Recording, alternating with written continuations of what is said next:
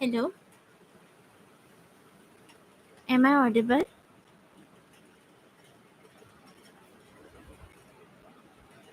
I think I am audible.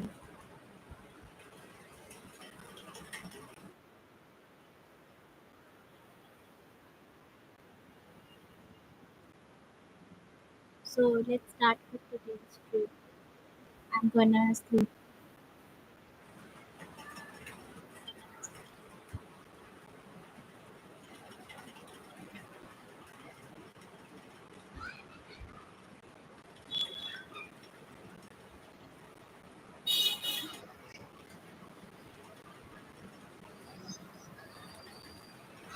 Sorry for the echo.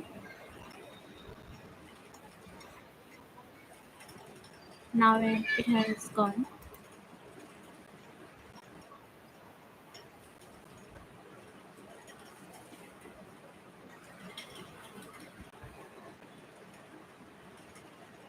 Just a minute, I'm about to screen share.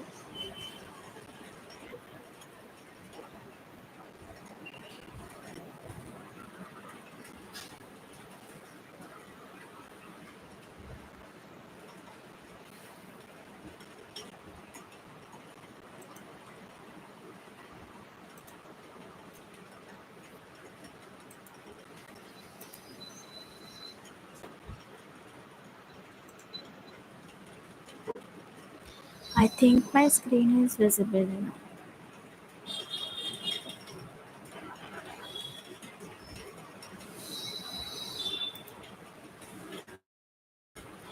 Okay, so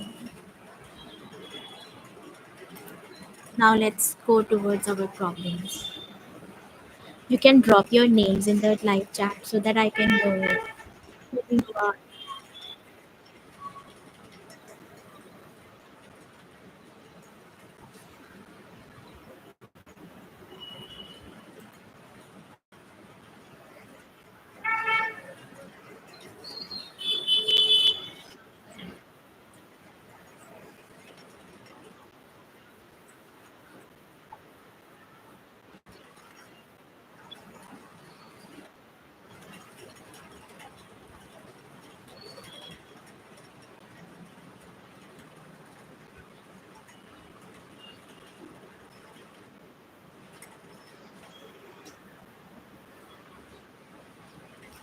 I'll play some ASMR music so that the background noise gets cancelled out.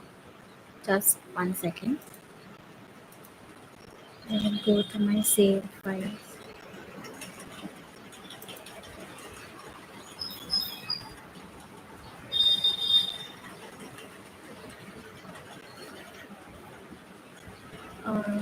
I think it's in music.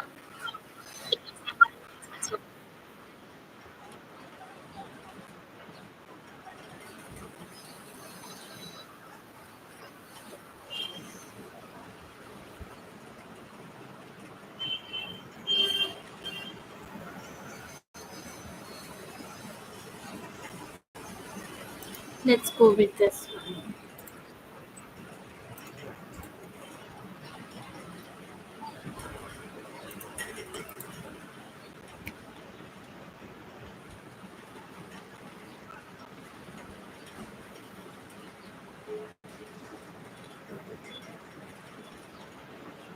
Mm,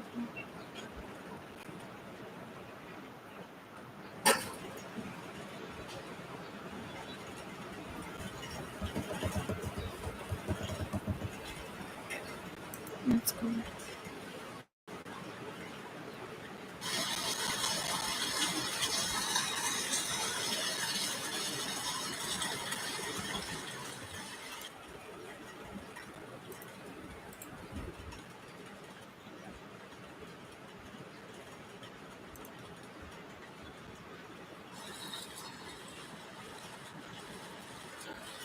Not even this.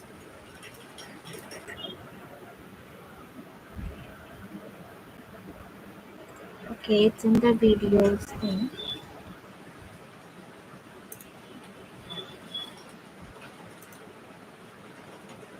Here. Here it is.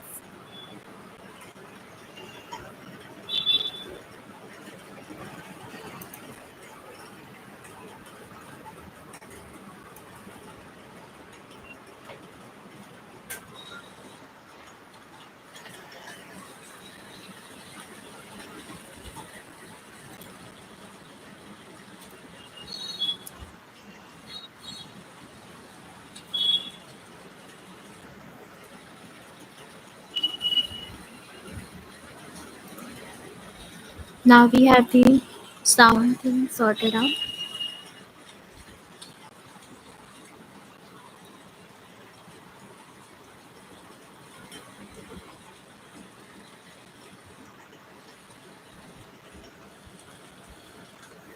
Let me just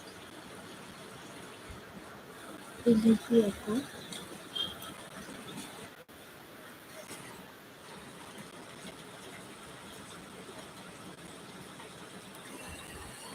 Now it's fine. God, that background noise was horrible.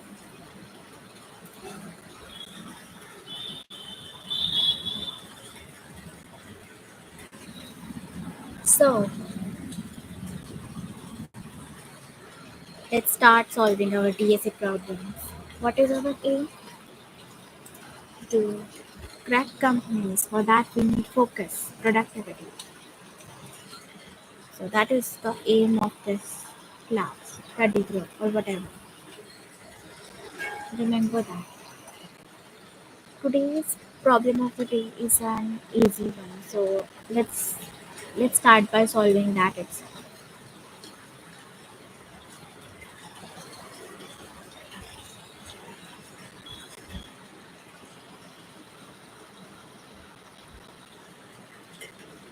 So, this is maximum unique subarray sum after deletion.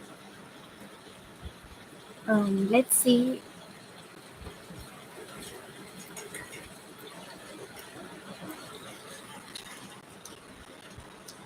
in which companies this question was asked.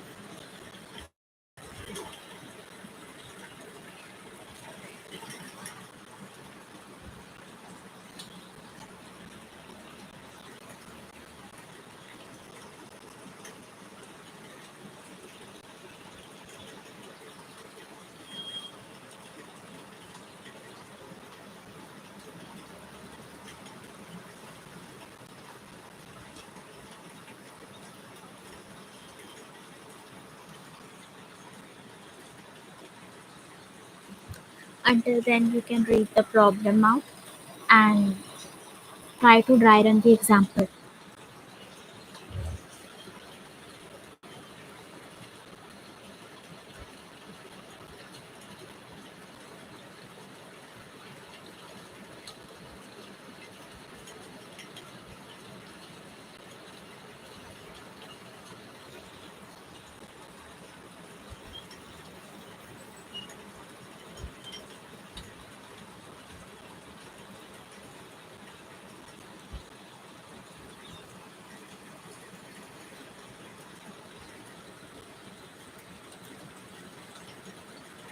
Acceptance rate for this problem is 37.2.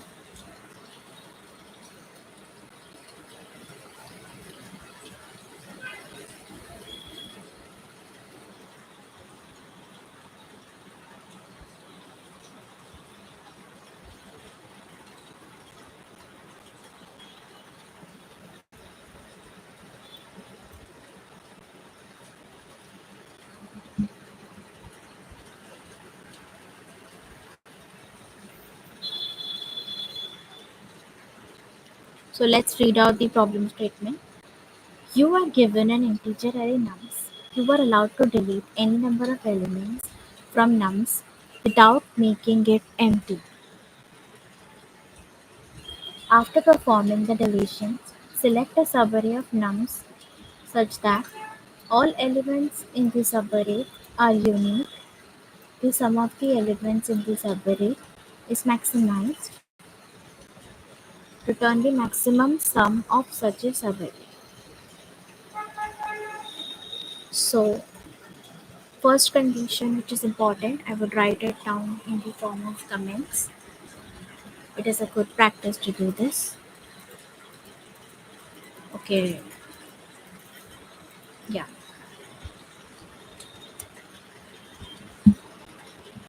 Any number of elements, delete at least one left. You can use any jargon you want in your comments.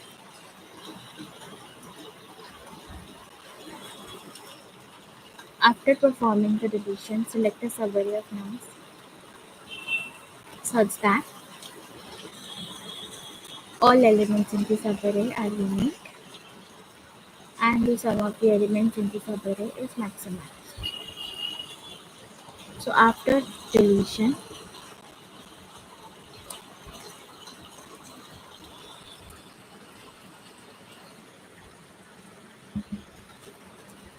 get a subarray with max sum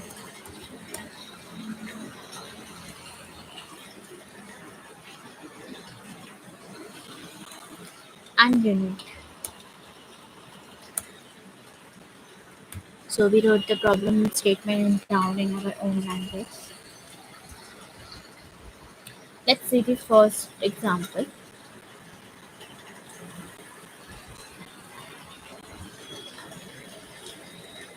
Nums equals to 1, 2, 3, 4, 5. After a 15 explanation, select the entire array without deleting any element to obtain the maximum sum. As all the elements in the nums are unique, we don't need to delete any element to obtain the maximum sum. Now let's see the second example. 11011. Delete the element nums of 0 equals to 1, nums of 1 equals to 1, nums of 2 equals to 0, and nums of 3 equals to 1. So the entire array 1 to obtain maximum sum.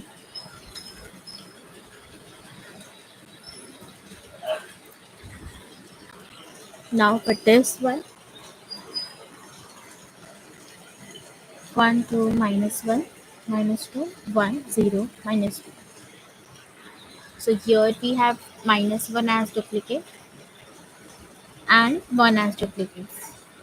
Other two elements 2 and 0 are unique. So we would delete nums of 2 equals to minus 1 and nums of 3 equals to minus 2 and select the subarray 2, 1 from 1 to 0, 1, 0, minus 1 to obtain the maximum sum. Nums I value can range from minus 100 to 100.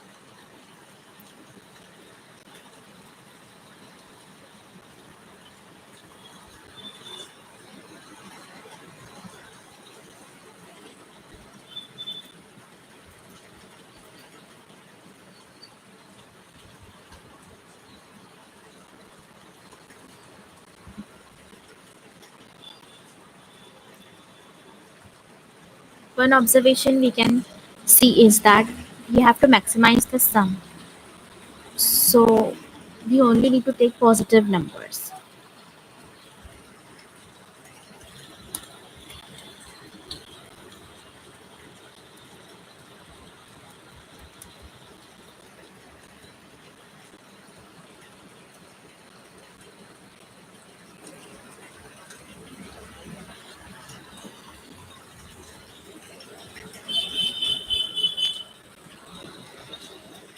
But if all the elements in the array are negative, Then we would take the smallest element minus 2.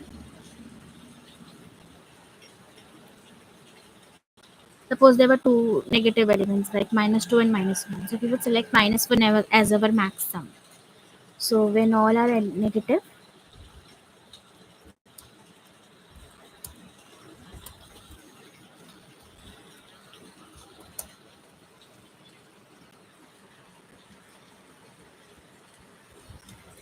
return the max.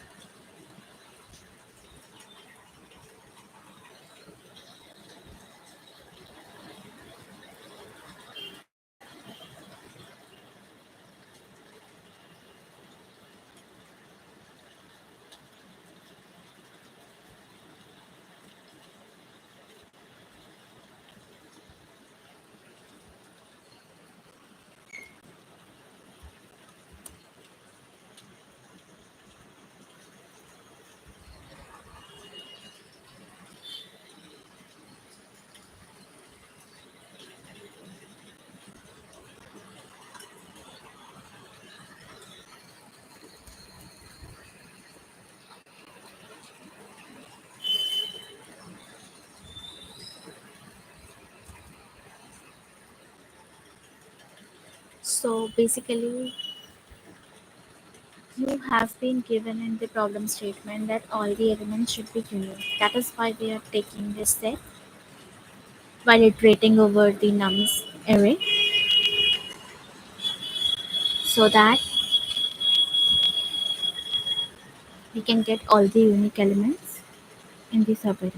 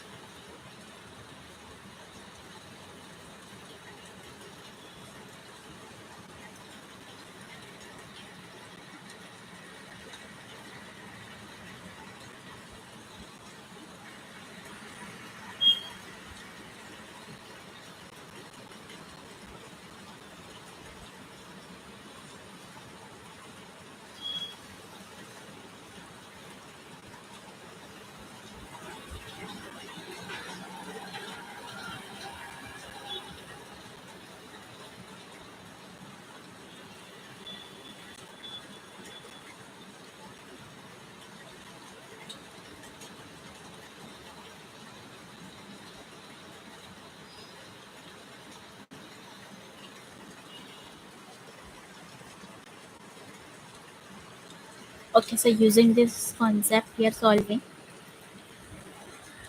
the problem in double pass. First pass would be checking if all are negative.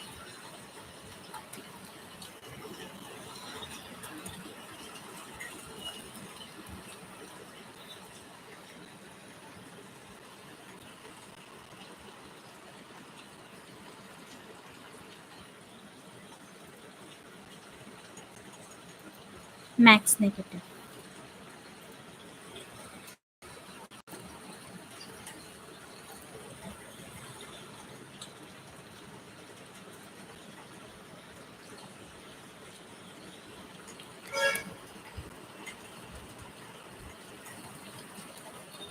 Do the naming properly. It really helps.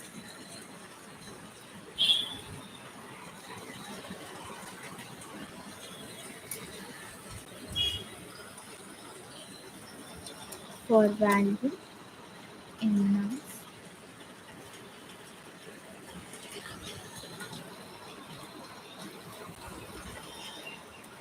if the value is greater than 0,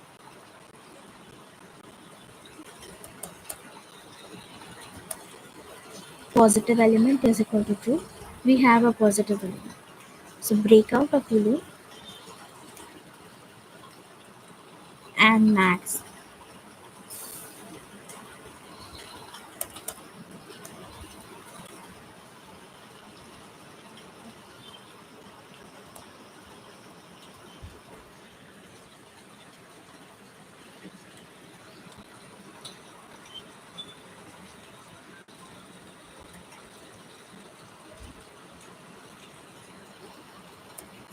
If not positive element, if we don't find any positive element after iterating through every value in nums, we would just return max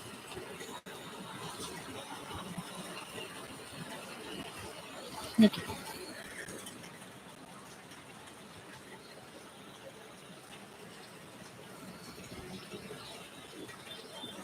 Whatever the maximum negative value we get. A dry run example for this would be, suppose the array is -1, -2, and -3. So first we would iterate over this -1 and it is less than 0. So we would not go inside this if condition. Max negative equals to max negative, it is minus infinity and -1, which is greater. -1 is greater. So max negative value is -1. Now we would iterate over the -2. This condition would not be,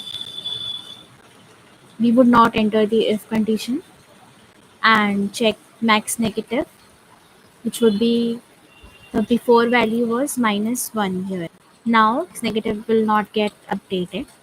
Now for the third value, which is -3, again we would check this value is not greater than condition, will not get entered, and max negative would be updated to max of -1 and -3, which is again -1.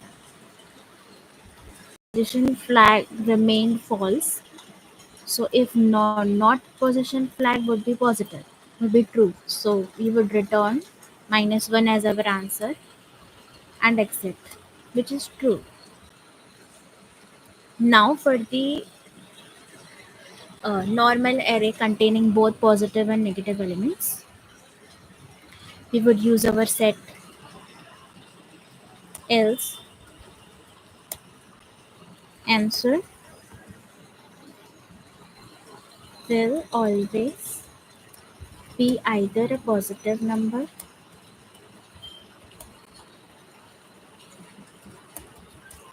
or 0. So let's take a set first. Scene equals to set.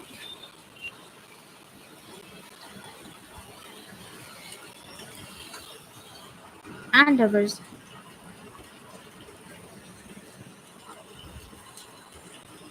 some value as 0.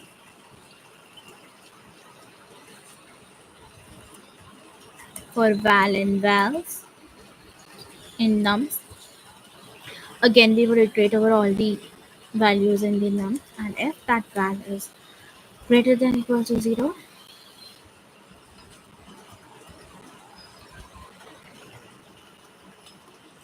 and if that val is not in C,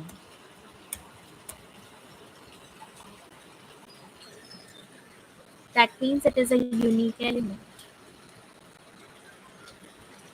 So our sum would get incremented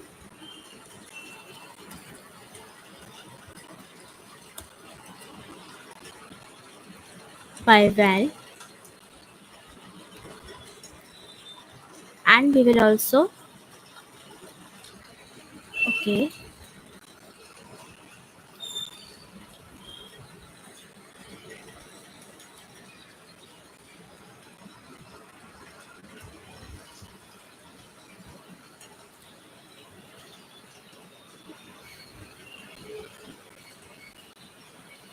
we would add the val in our scene set so that we don't choose this value again if it comes later in the nums array, as we need unique elements in our subarray and unique elements. That is why. Later on, we would just return sum. If it is 0, it doesn't matter. Suppose all the values are 0, 0, 0, 0. In that case, we would add 0 in sum, so it would remain 0, and scene would also be a set containing only 0 element, and our sum would also be 0. So that is a perfect edge case. We also included the edge case. We can discuss this in the interview as well about a few edge cases from the constraints we have given. Now let's see if it is passing test cases or not.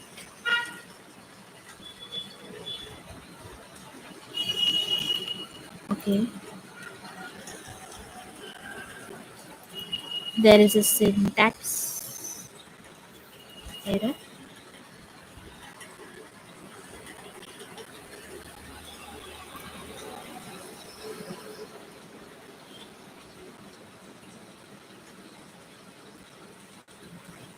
Yep, it's passing all the test cases. But this is a two-pass solution. You can write that down in the submission notes.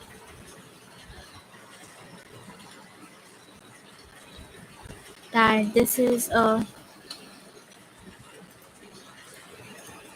two-pass solution.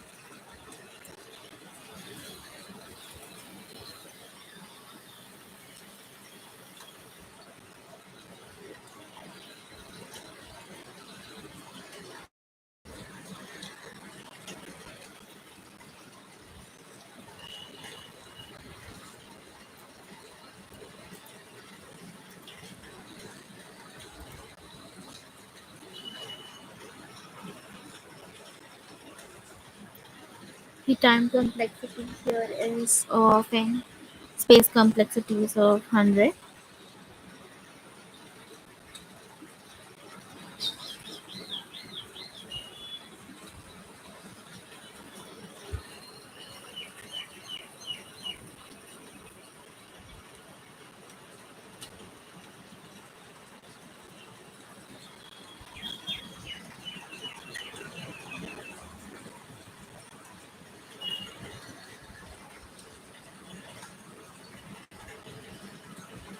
For the one-pass solution,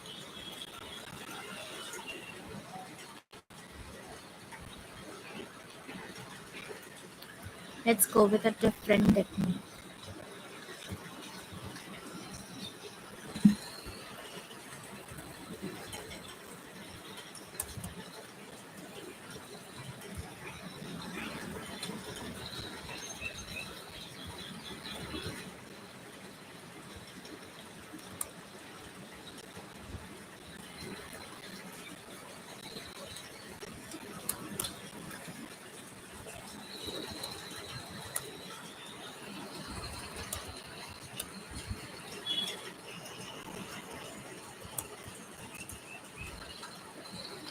If and not unseen,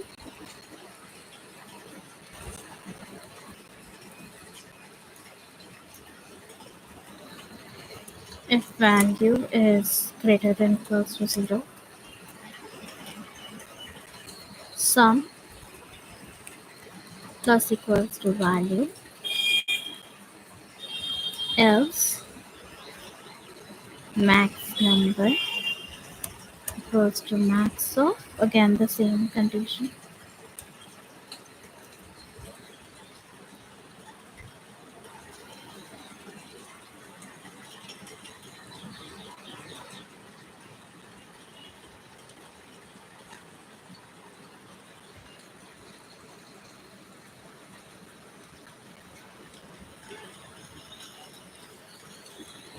Same dot add value if sum is equals to 0 and 0 not in C, we need to return maxim, else just return maxim.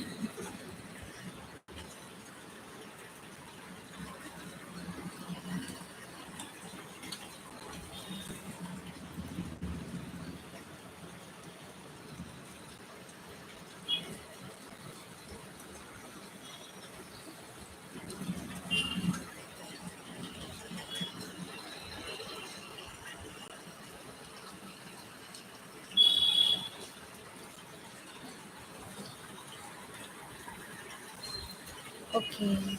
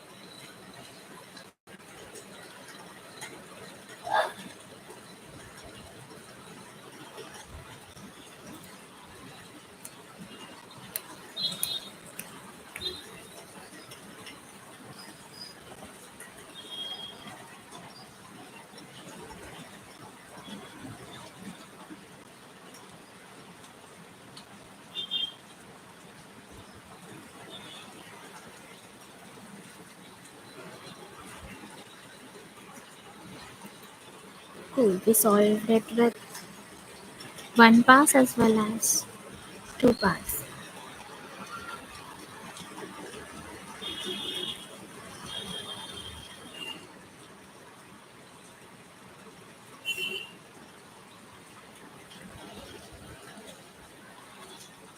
Now let's choose another question.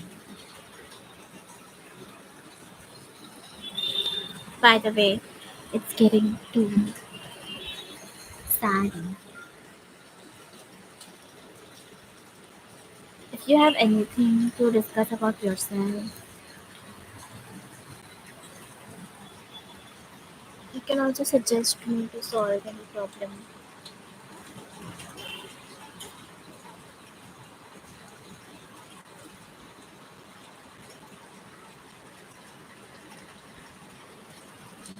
Anyway, let's move towards the next question.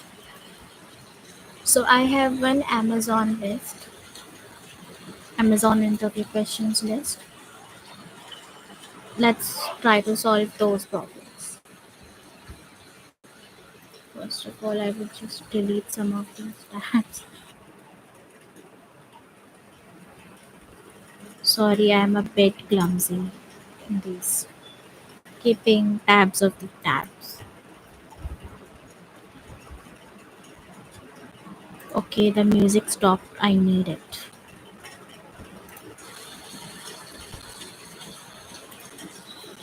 Let's keep it to repeat.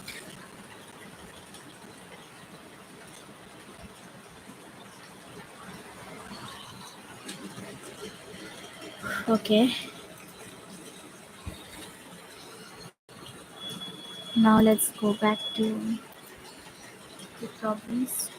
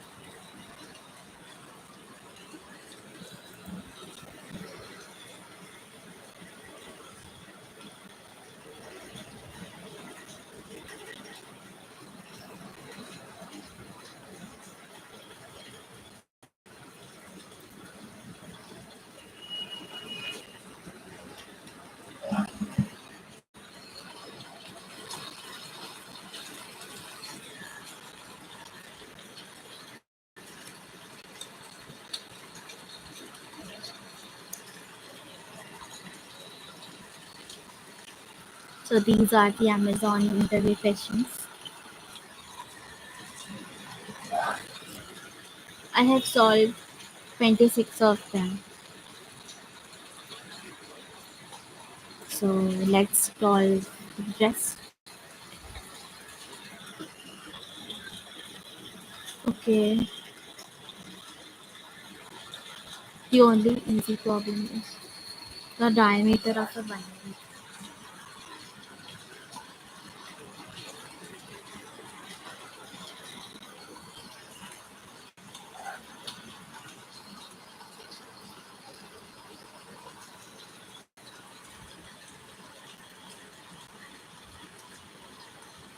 Oh, I forgot to start the Pomodoro clock. Let me start the Pomodoro clock.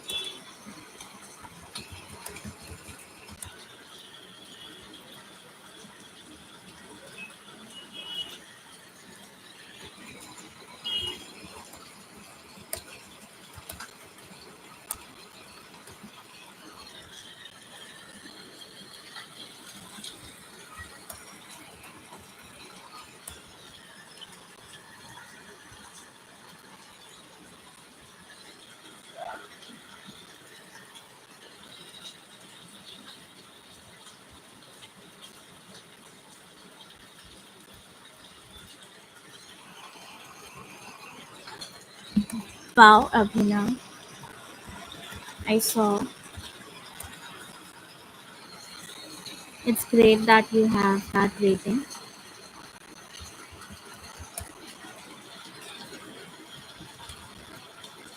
I think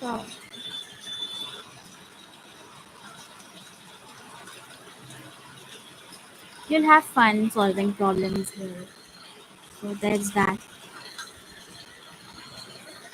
I'm solving Amazon questions right now. So I have this 45 Amazon questions, uh, most frequently asked list on LeetCode. So if you wanna join, you can join. You have a 2100 rating, so I don't think you need to be there, but still, if you want to enjoy problem solving, you can with us. So I needed to start the Pomodoro counter actually.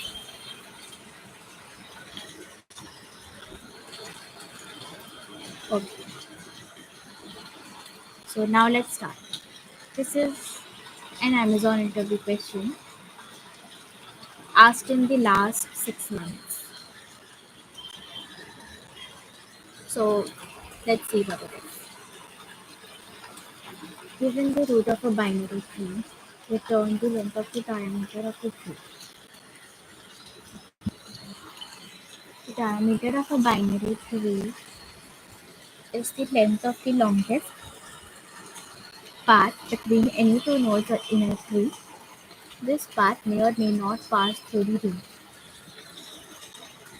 The length of a path between two nodes is represented by the number of edges between them.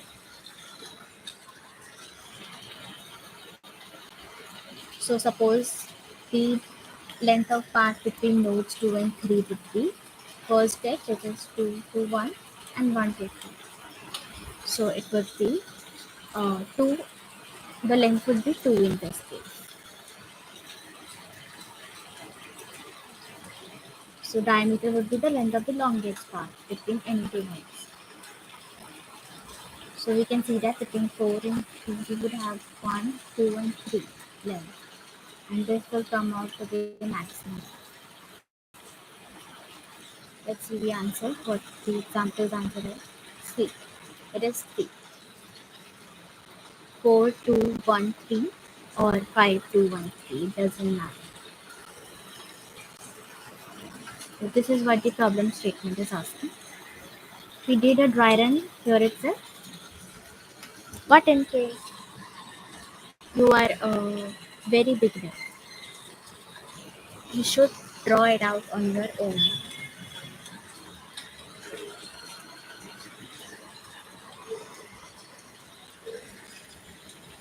That is a very good practice. Take out a pen and paper, draw this tree again, and then check out all the lengths between any two nodes. See, you got a brute force solution in this way. You go from every node and check the distance from that node to any other node and do this for all the nodes. See, from the first node, you would find out the distance from 2, 3, 4, and 5. So you would get 1 for this, 1 for this, 2 for this, and 2 for this. You would store all these lengths somewhere, or you can just keep a max length variable and then go for 2. Now, from 2, you can find out the distance to 1, 3, 4, and 5. So again, you would get 2 from here, 1 from here, 1 from here. Now you would move to 3. 1, 2, 3. So you got a length 3 from here. But again, you would find from 1 it is 1, from 2 it is 2, from 5 it is 3. For 4 again, for 5. So in this way, using brute force and open, you would easily get at least a method you can speak of in an interview. Obviously, you won't be satisfied with this method. So let's ask some constraints to the interviewer. He would If you ask a question of what is the number of nodes that can be possible in the tree, he would give you a range. This range can also be zero in an interval. Suppose he would say the nodes in the tree can be from 0 to 10 raised to power 4. So you need to include the zero nodes edge case in that case. So always ask the interviewer this question. And node values is ranging from -100 to 100. This also you need to ask the interviewer.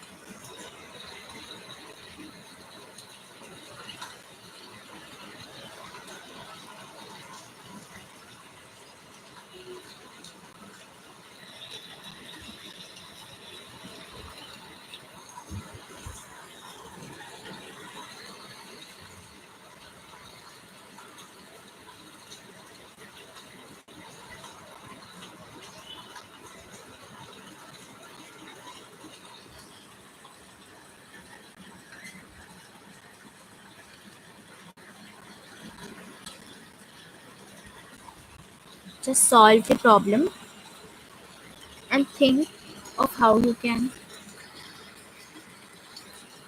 reduce the time complexity of it.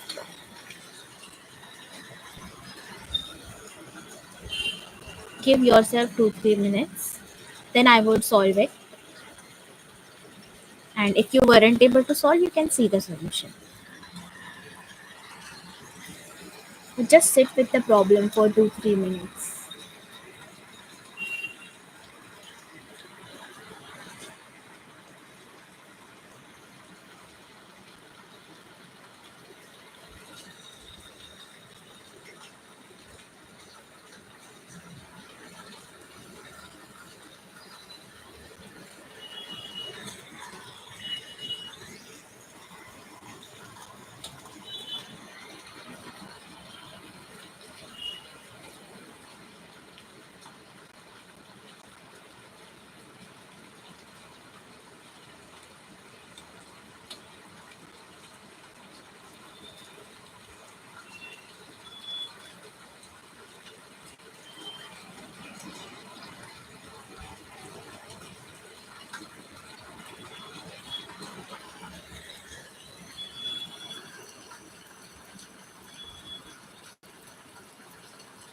So basically, to solve this problem, we would treat as the node we are at is the root node, and the left subtree as well as right subtree depth would be the distance of the leaf node which is farthest from the original node. So maximum out of the left subtree and the right subtree distance would be updated in our global variable result with the left plus right as our answer, because we are treating the node we are at as the root of the given tree, and the diameter is not necessary to pass with the root. It is given in the question. So that is why we are adding both the left and right subtree.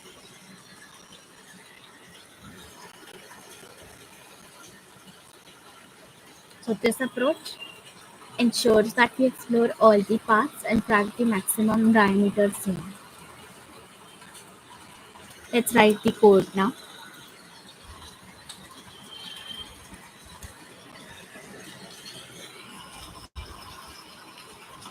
We are starting with the global variable result and then doing a DFS, starting from the given node which is root.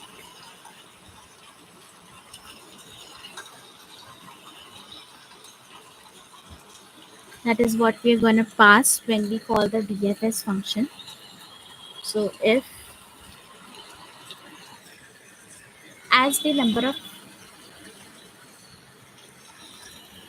if we reach the null node after the leaf node, which is 4 and 5 and 3, we would just return or return 0.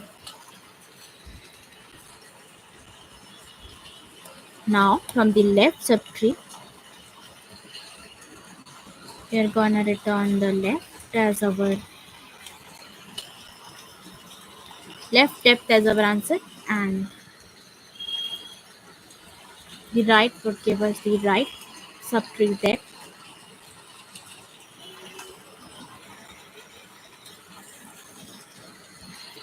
We would update the result with max of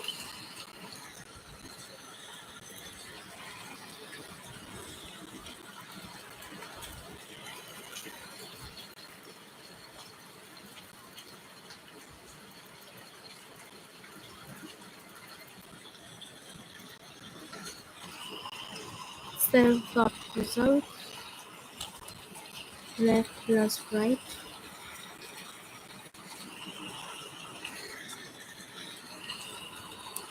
return max of left.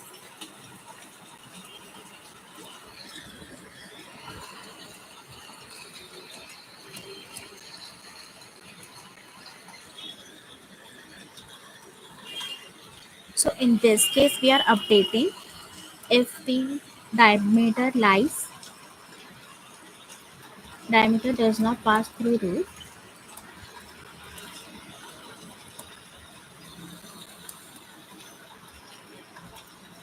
and here if it does pass through root, we are including the root.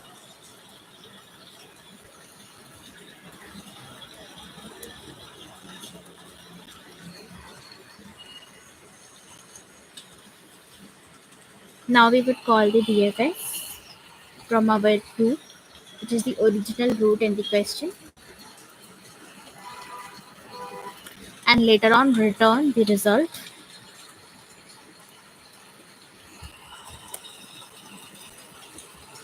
as our answer.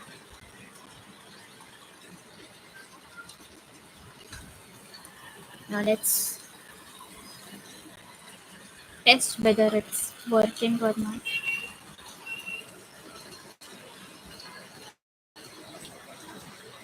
It is.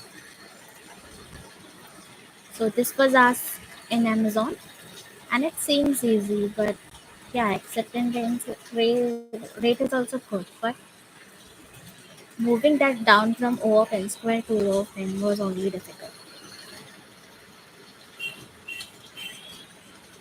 Now let's see another interview question.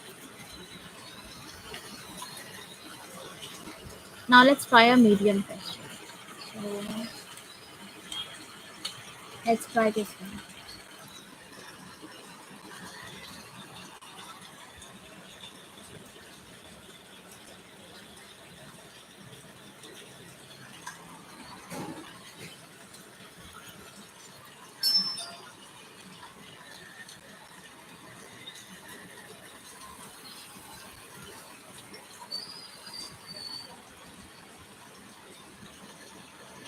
Integer to Roman. 7 different symbols represent Roman numerals with the following values. So this is the symbol, this is the value. Roman numerals are formed by appending the conversions of decimal place values from highest to lowest. So we are starting from the left. Um, so this one is the left, which is what they are saying here. Appending the conversions of decimal place values from highest to lowest. Converting the decimal place value into a Roman numeral has the following rules. If the value does not start with 4 or 9, select the symbol of the maximum value that can be subtracted from the input. Append that symbol to the result. Subtract its value and convert the remainder to a Roman numeral. If the value starts with 0, 4 or 9, use the subtracted form representing one symbol subtracted from the following symbol. For example, 4 is 1 less than 5, so we are writing it like this. Subtracted form is basically what symbol is subtracted from the 5 or 10 to get 4 or 9. That is why 4 is written as 5 minus 1 and 9 is written as 10 minus 1. Only the following subtractive forms are used.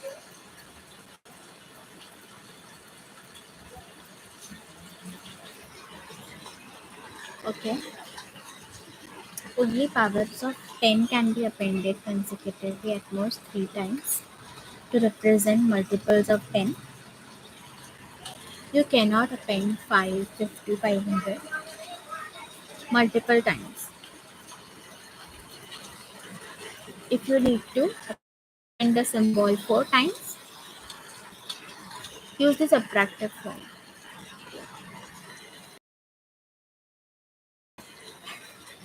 We need to convert it to a Roman numeral.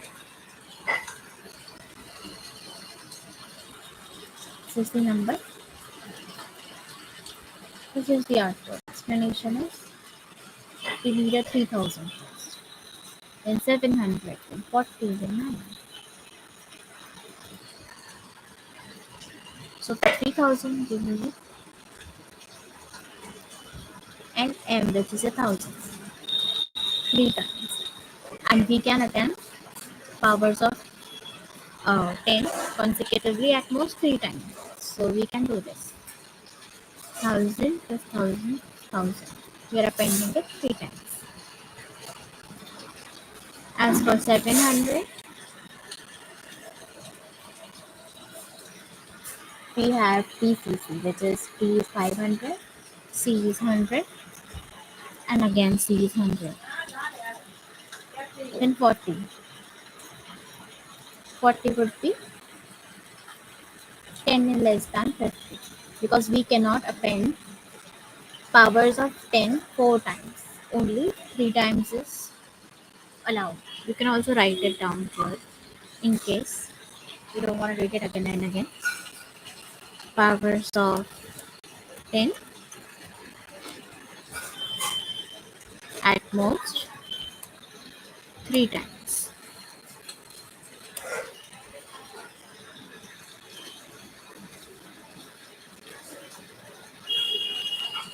If you need to append anything 4 times, use subtractive form.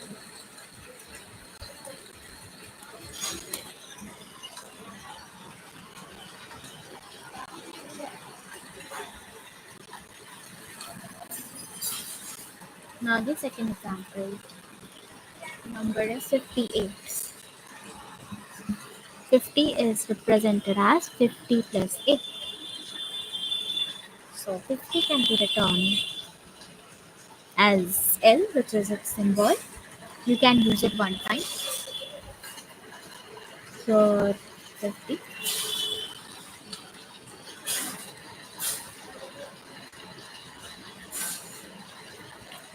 And 8.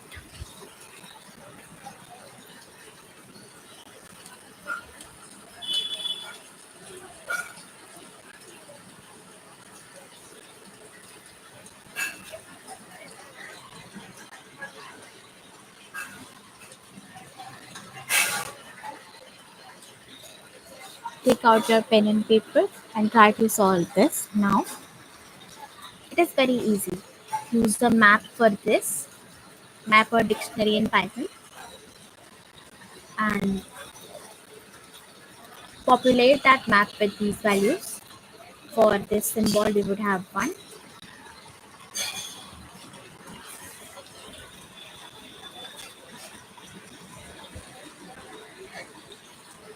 But do it reverse because we need the value for the symbol. So our value would be our key. and symbol would be our value.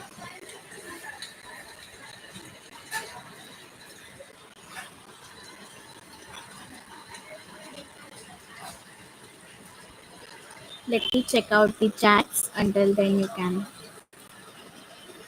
solve this problem.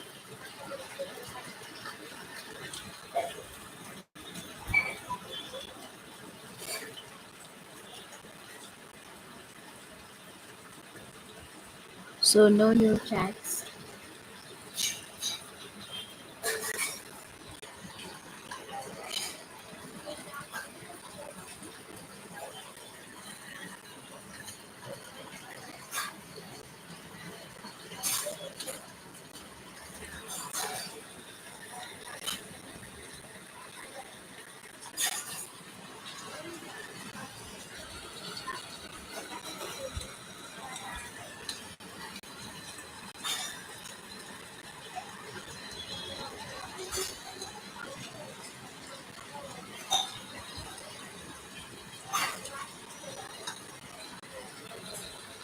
Then just check these conditions. If you have this in math, check the conditions, iterate over the nums, and define a new string, and append the elements according to the conditions. If it's the power of 10, break this nums down into the this format first. That is also very simple math which we used in our factorization and unit position value taking method.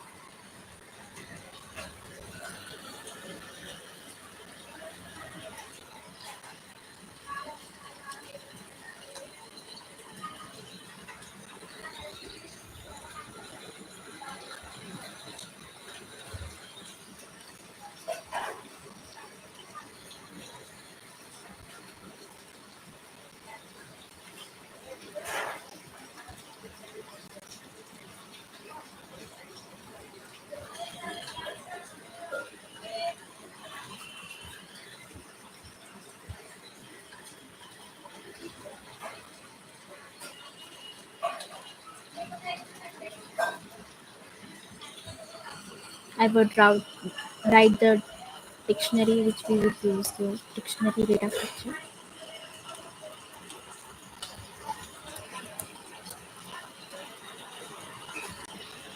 Math in other language. Key value pair.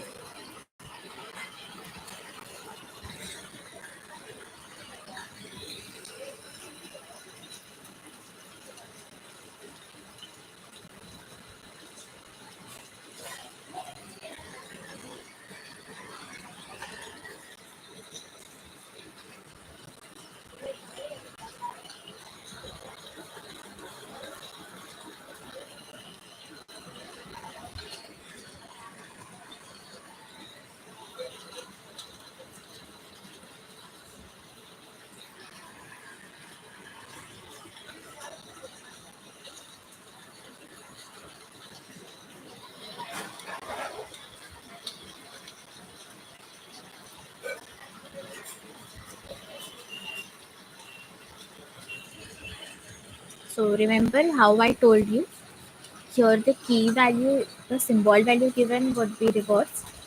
We would store the value as our key, value as our key, and symbol as our value. So let's write that down. Value symbols dictionary. Value symbol equals to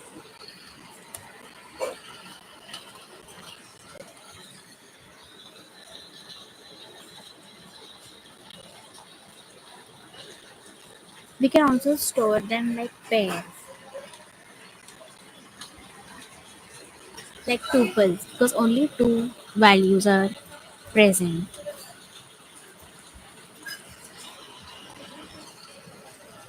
So let's store them in tuples. 1000 for M,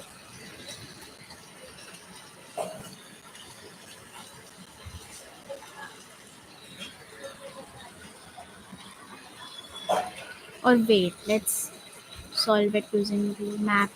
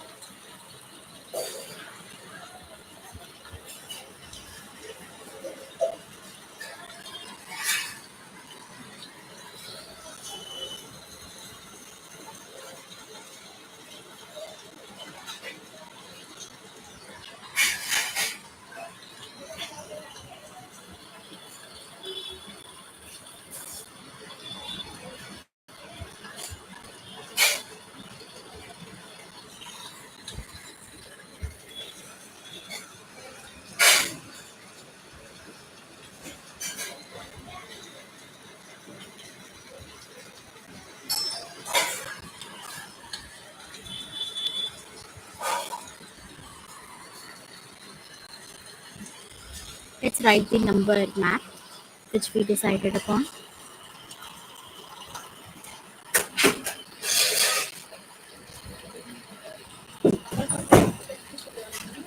1 would be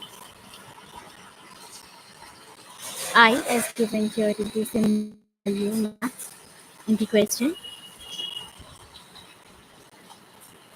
5 would be mapped to the symbol 5.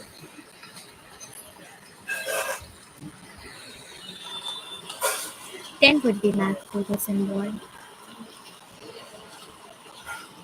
10.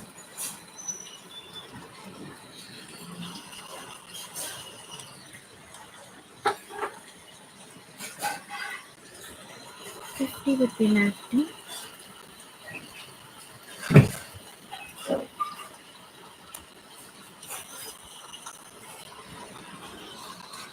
L.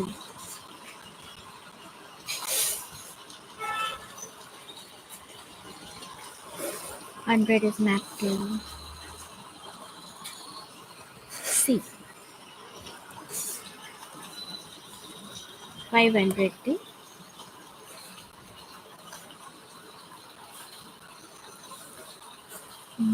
D.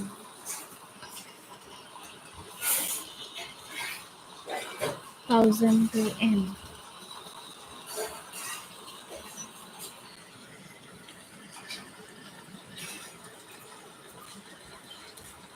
You can also store 4 as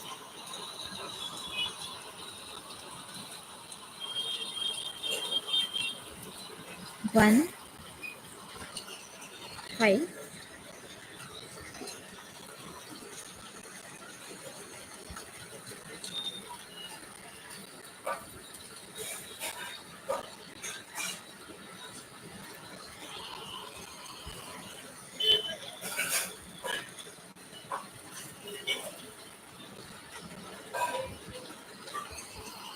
9 as 1x,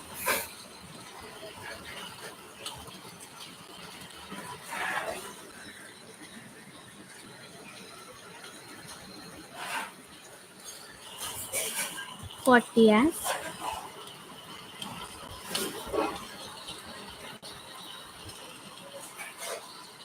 XL. See, L is 50. 50 minus 10 would give us 40.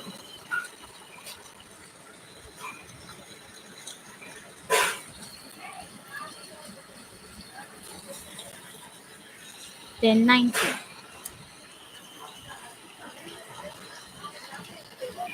which would be X, and C. C is our 100 minus 10, which is 90. Now we would get 400, which is again C, D, because D is 500 and C is 100. Now for the last 1000, we would have again the 900 value, which would be TM, sorry, CM,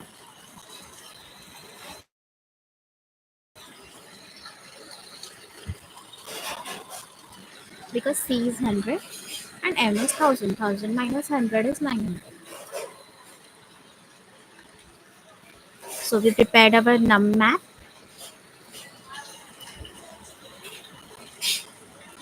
Now create our result string variable.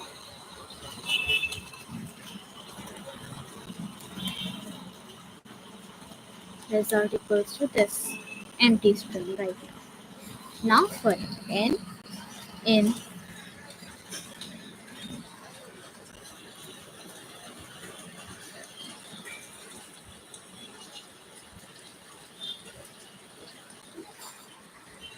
num map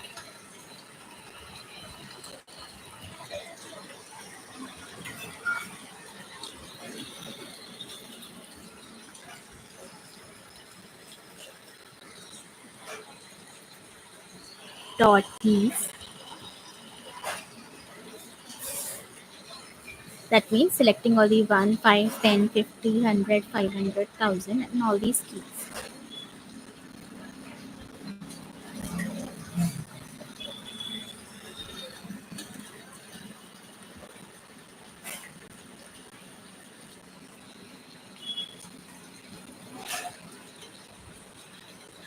So while our n is less than equals to num,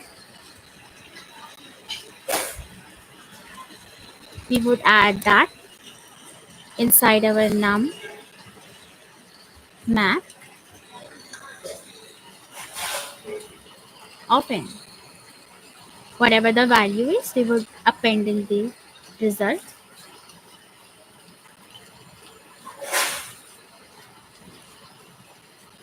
and then divide our num by n. We are subtracting the nums by that.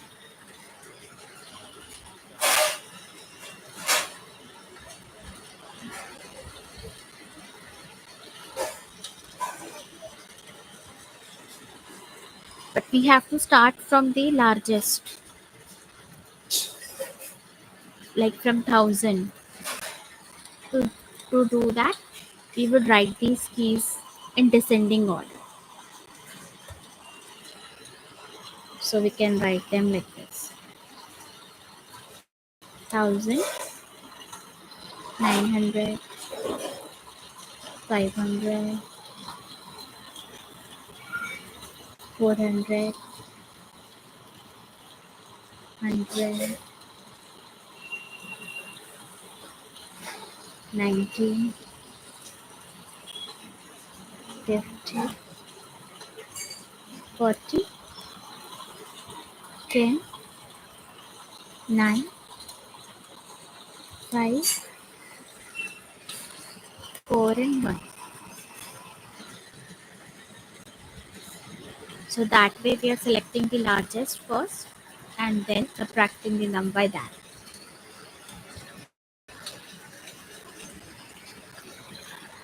Okay, here we have used result.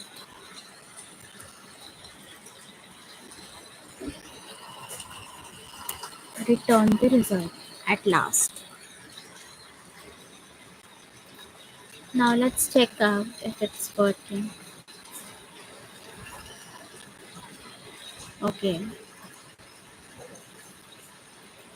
the syntax.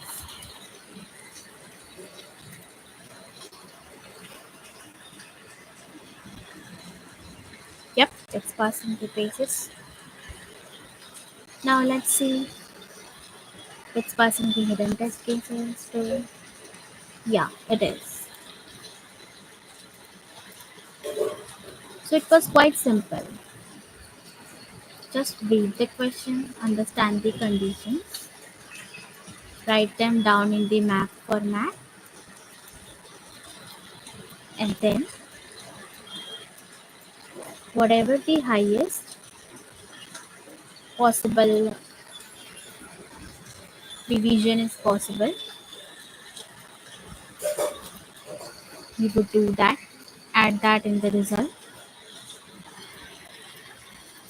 and see where it goes.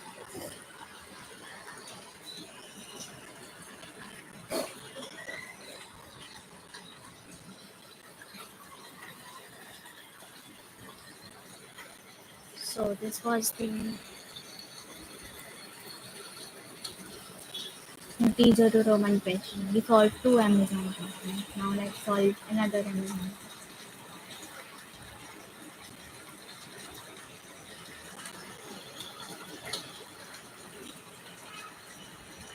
Let's solve the last easy problem you made. This is this.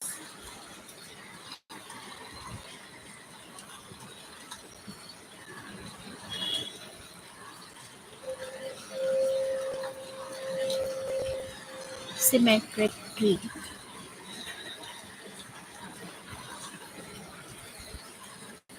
Given the root of a binary tree, check whether it is a mirror of itself, that is symmetric around its center.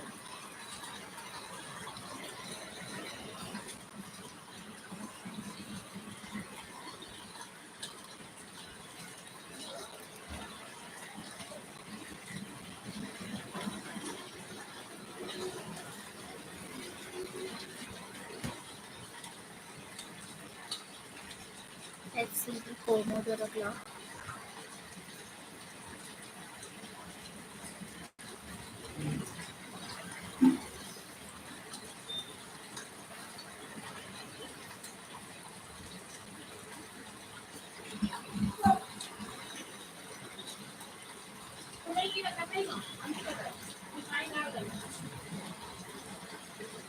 And start it.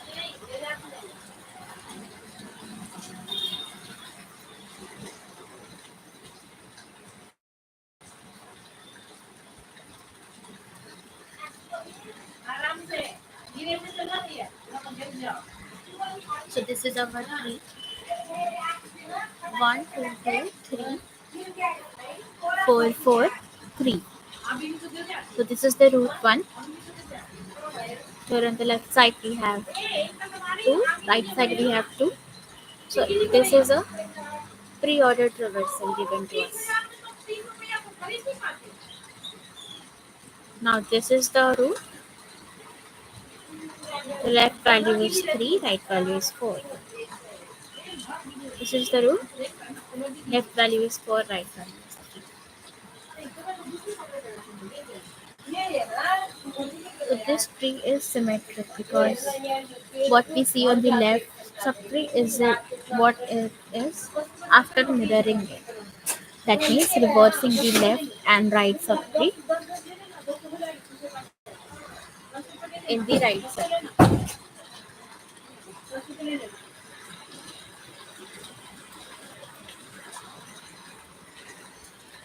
Let's see the second example.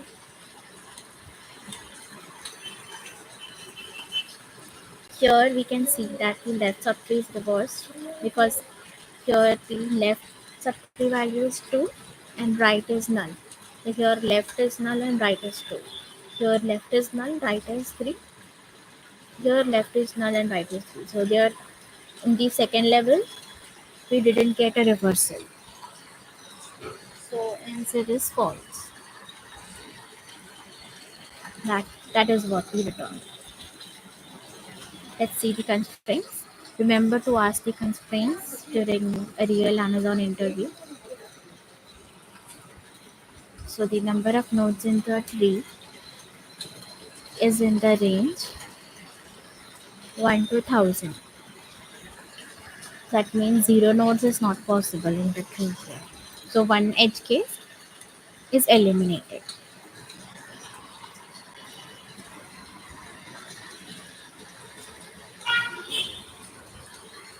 Node value is from -100 to 100.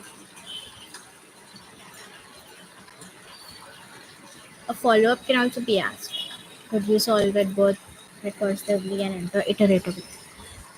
So let's see. First, you need a viable solution in the interview. Then you can go towards optimal approaches. But you need a minimum soluble question.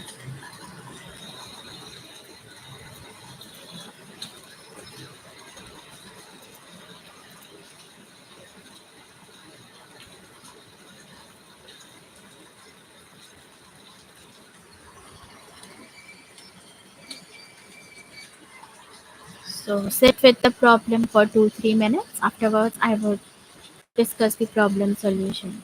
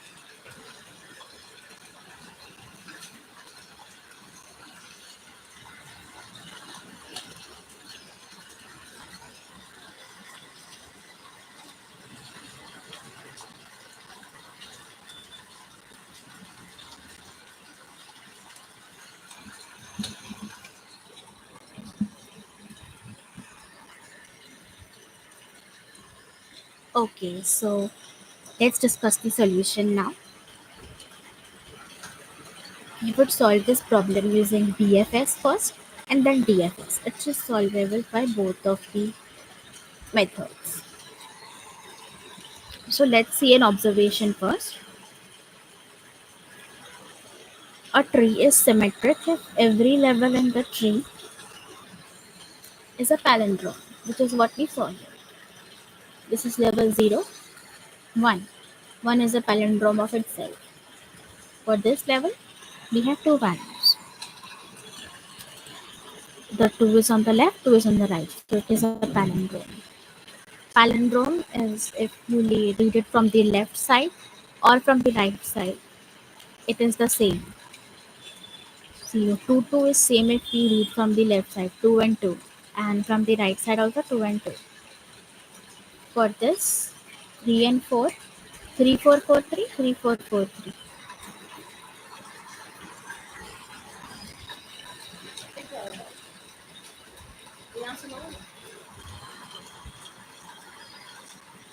So just perform a simple breadth first search and create an array for every level. So for every level, using Q, we're gonna append the element and maintain an array for every level and check if the array is palindrome at every level. So let's write the code now.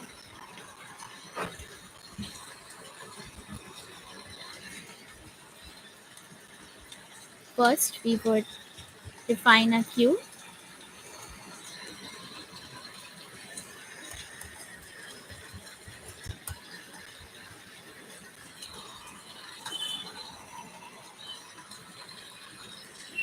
and populate it with the root.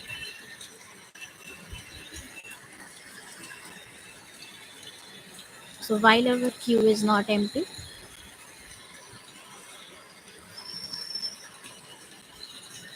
we would get the size of that queue first.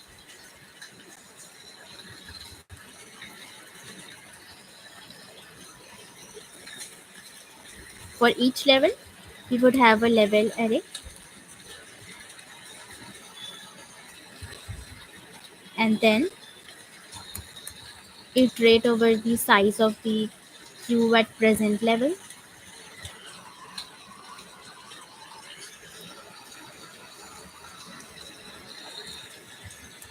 Pop the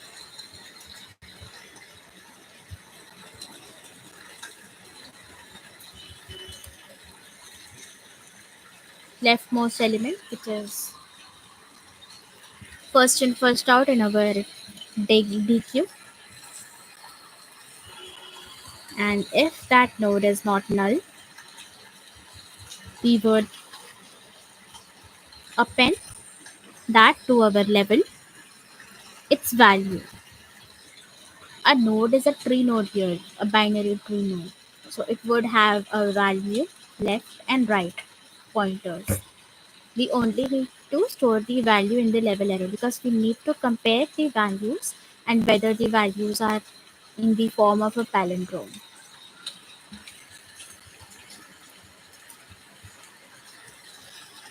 So level dot append node dot val q dot append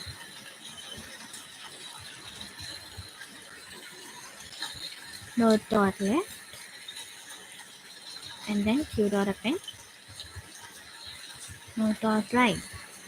This is the pointer which would point to the left child of the current node, and this is the pointer to which would point to the right child of the current node.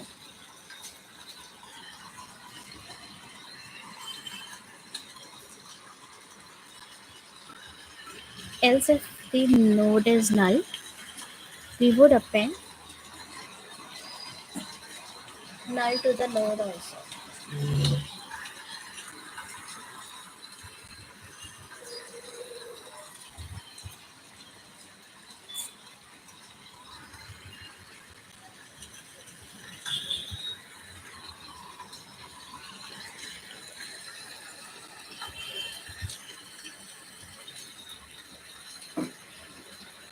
See, because here it was 2 null, null 2, then only it was satisfying the condition.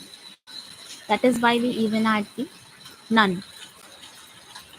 But we won't need to add its child. That's why we separated it in an if else condition.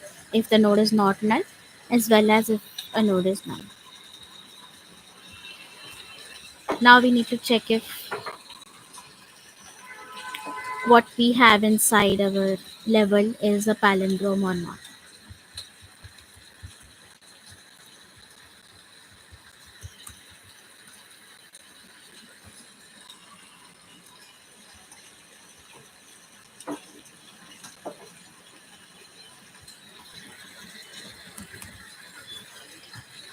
L equals to 0, R equals to length of level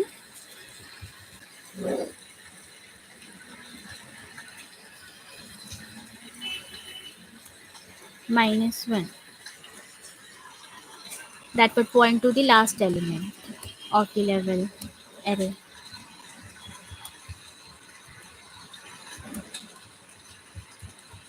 It's basic palindrome check. So while left is less than R, F level of L is equals to level of R. We will increment the left and decrement the right.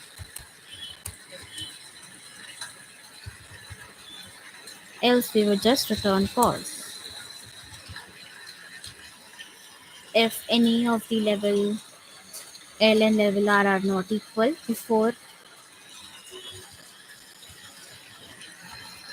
and if suppose the left becomes equal to R and we did not find any element which differs, we would just return true.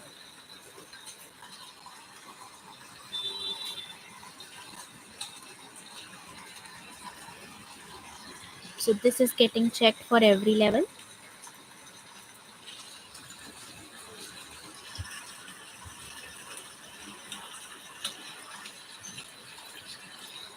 We are not using any extra space because of extra space. Okay, there was a small error. Let's see what it is. Okay, return true would be 12.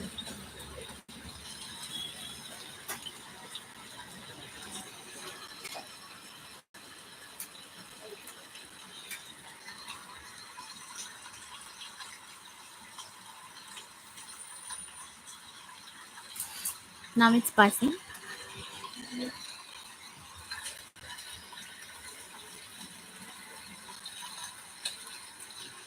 Yep, it's passing all the test cases.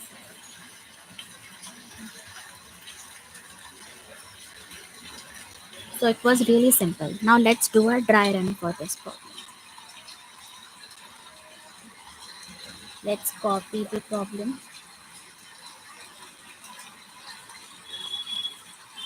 This is the first example. Let's copy and go to Excalibur.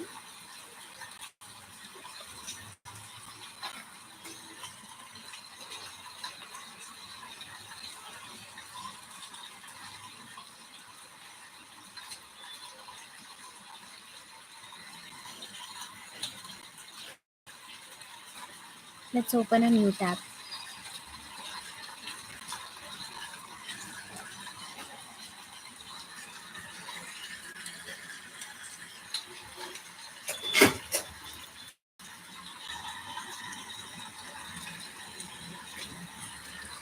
This is the Excalibur.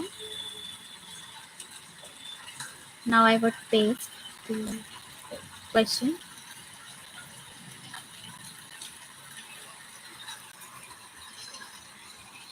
Let's draw the diagram again.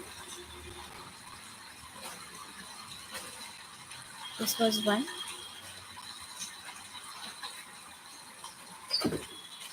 This was 2. This was 2.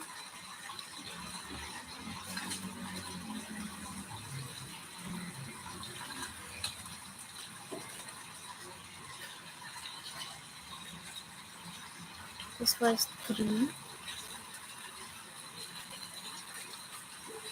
This was 4.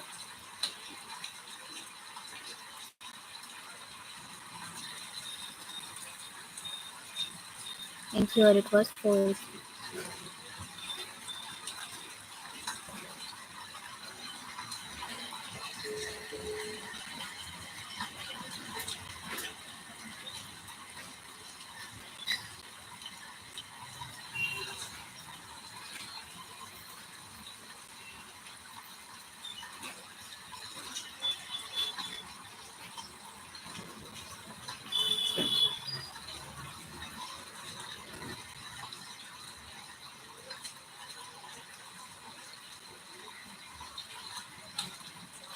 1,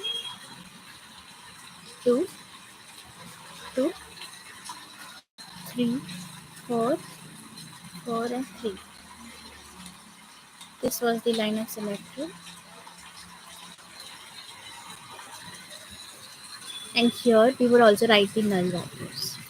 Here it was none. I'm just writing n. Understand that it is a null value.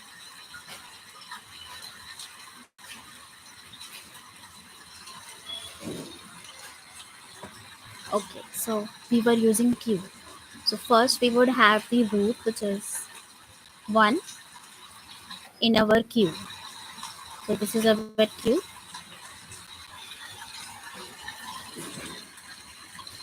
1.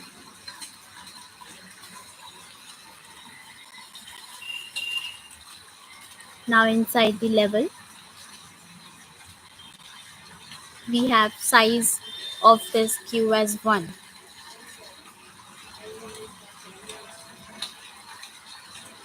So we need to append the root dot or node dot value inside our level. We have 1. And let's check the left and right subtree.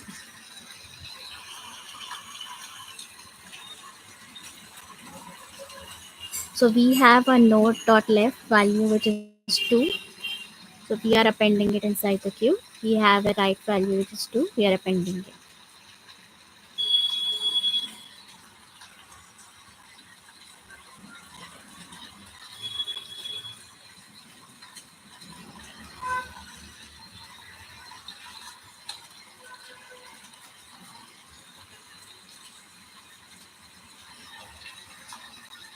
Now for this, our left would be 0 and right would be length of level which is 1 minus 1 again 0.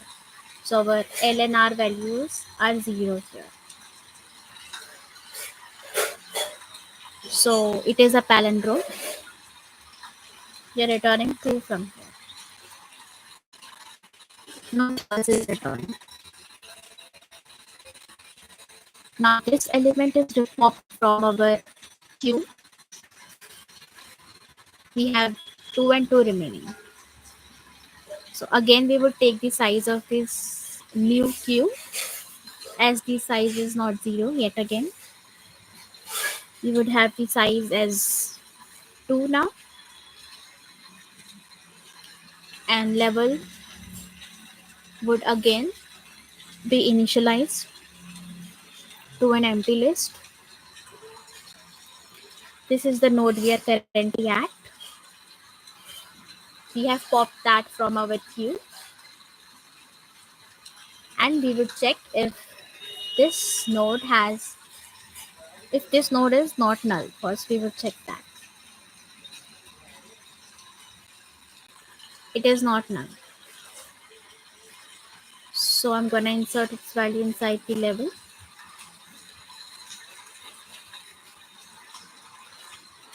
And check its left and right pointers. What are they pointing to? And append that inside our queue, which is 3 and 4. So popped out. So I would cross it down.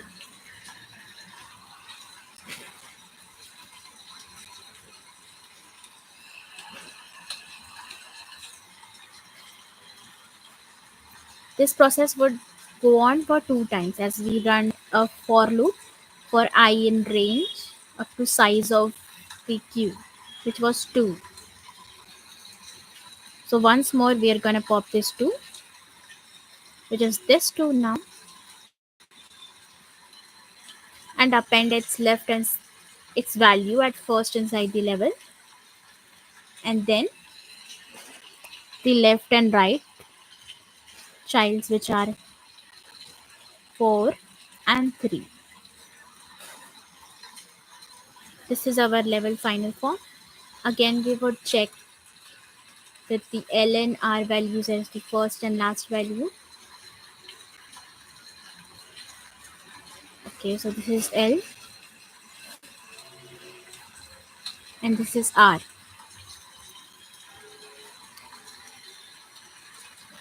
While L is less than R, here L is 0, R is 1. We will check if the value at left and R are equal. Here they are equal, which is 2 and 2.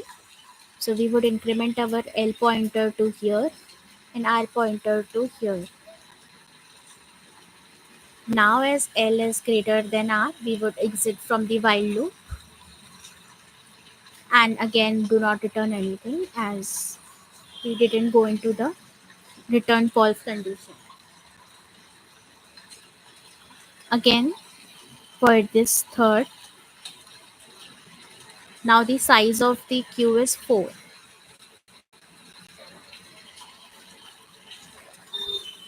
So we would run our for inside for loop 4 times and pop this value first, which is 3. Just rub the previous ones for clarity.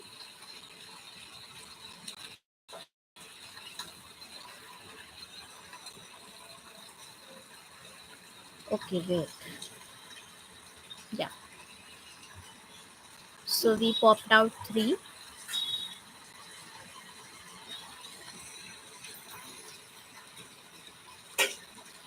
And now we would check if we have any non-null values pointing towards its left and right. It is not the case. So we would not append anything.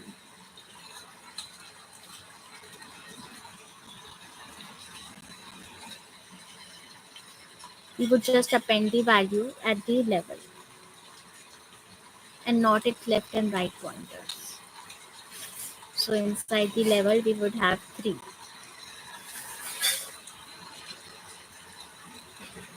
Now as our for loop will run for the size 4, which depicts this, it ran one time. Now we would pop the 4.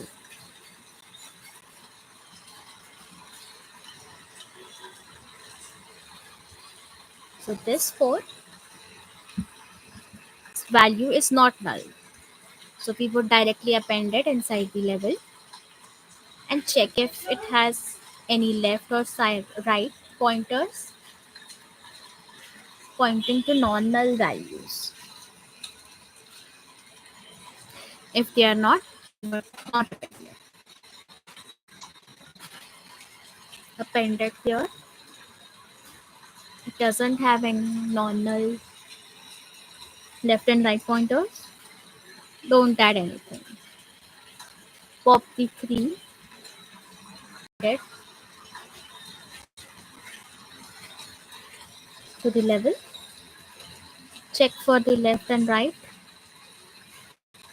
Both are null. No need to append inside our queue.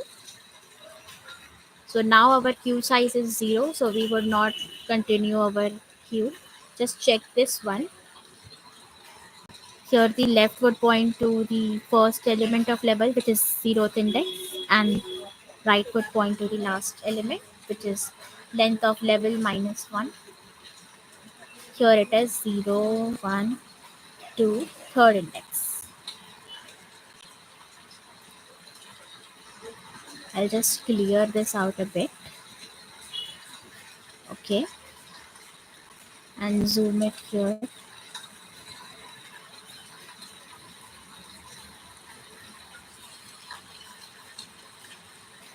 So now, while our left is less than right, which we wrote in our code before.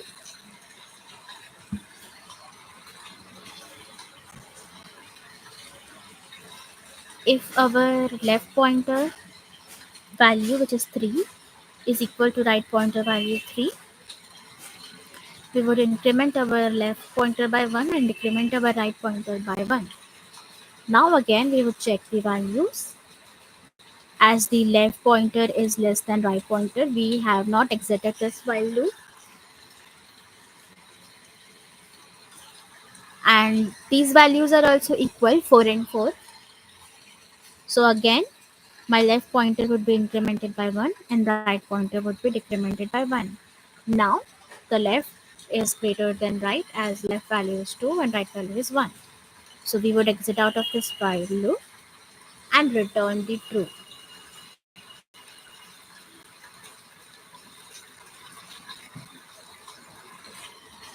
If at any moment, suppose here we had a 2 instead of 3, suppose,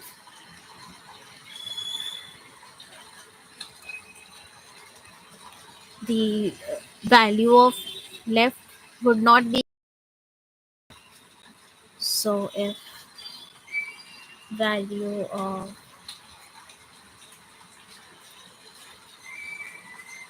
level of, actually, so if level of left is not equal to right,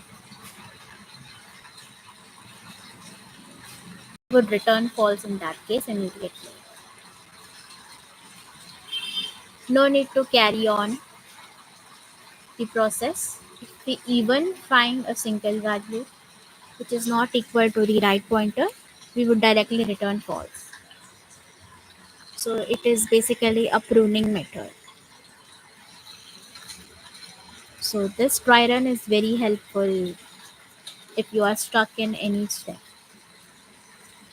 It makes the code clear to you, as well as you get why you are writing every line of code inside the solution, so that you don't mug any solution and understand what it is.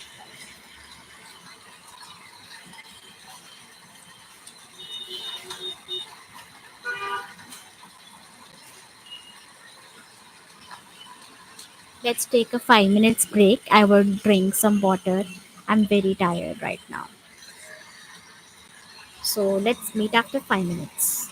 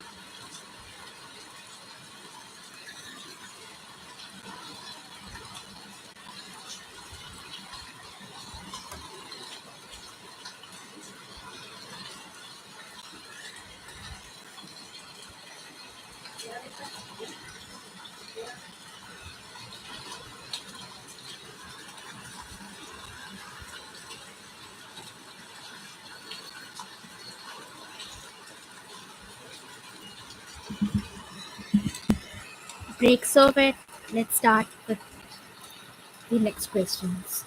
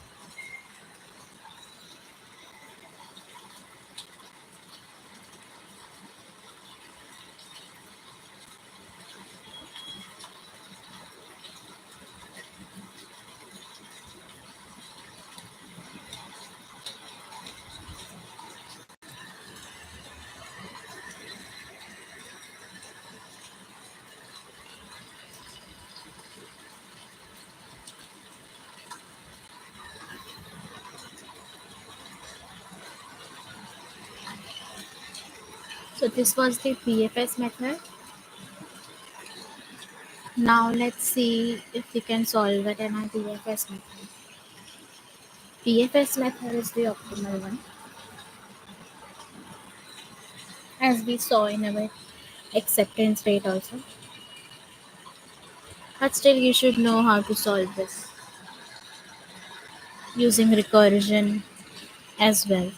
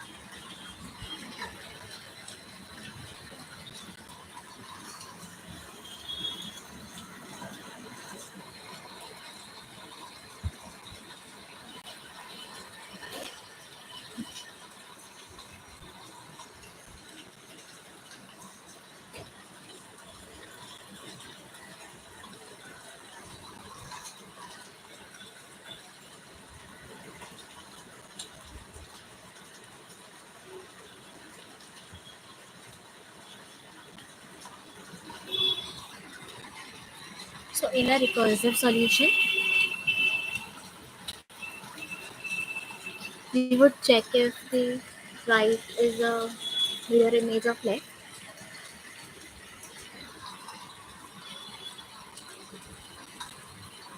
Left subtree is a mirror image of right subtree. Is what So let's go with that solution.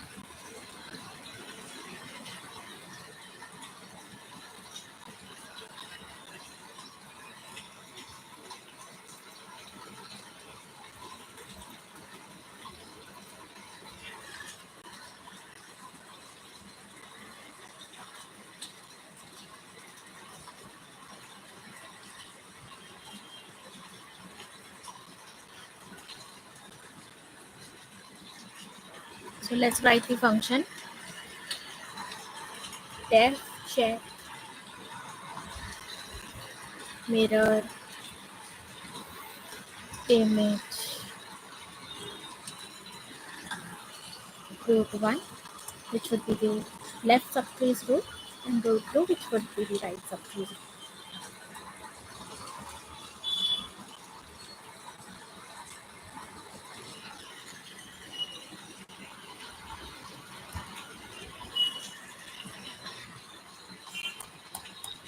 Now we would check if root 1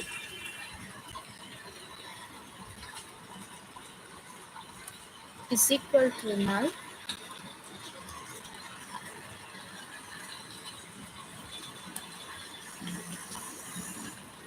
and root 2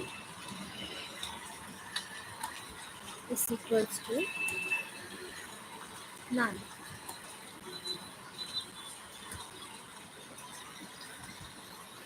If both of them are null, we would return true.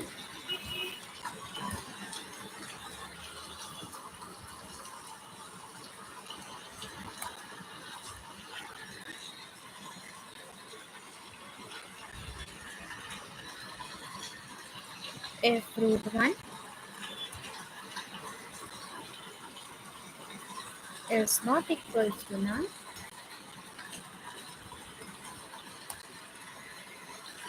and root 2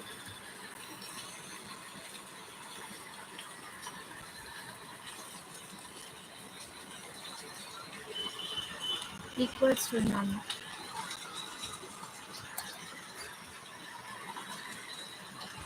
or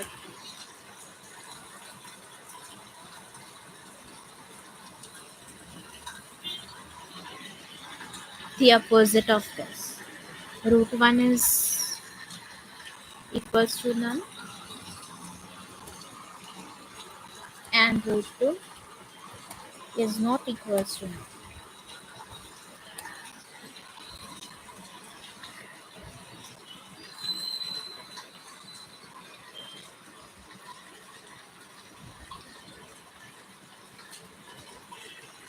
In this case, there is no symmetry.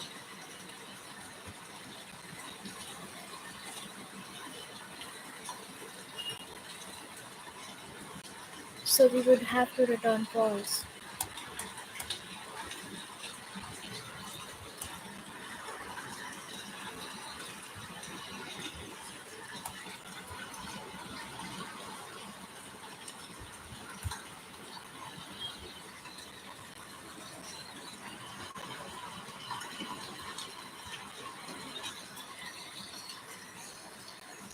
Now after these checks, we would check if the current root 1 value is equals to the root 2 value.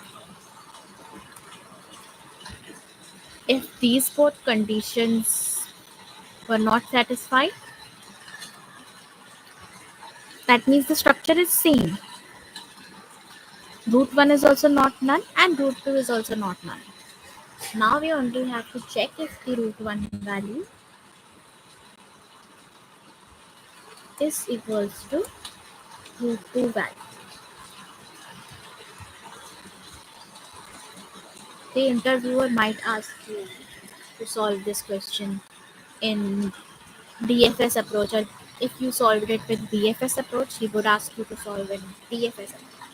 And if you solved it in recursive approach, he would ask you to solve in PFS approach. So you should know how to solve it in both approaches.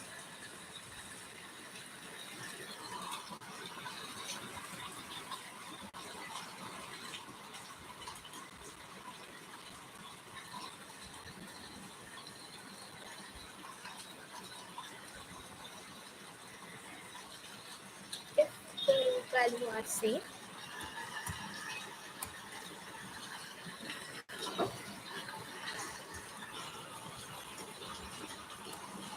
one we would return check mirror image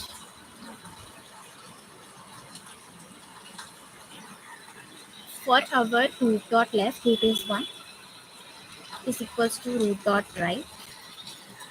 We would check if the condition is true or not. So root 1 dot left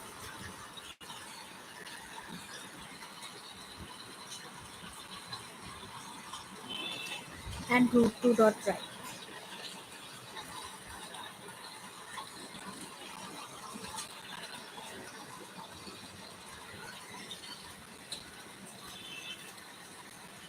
Root 1 is the left subtree of root and root 2 is the right subtree of root.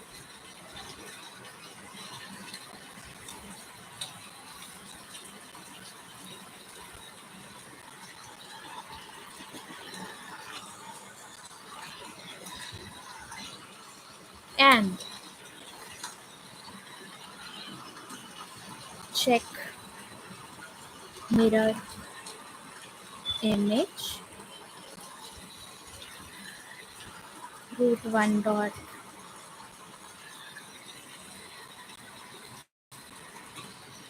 right, root 2 dot left.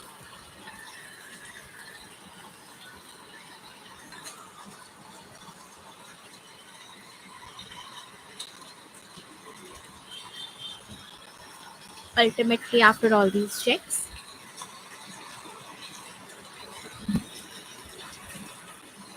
we would call out the function and return it.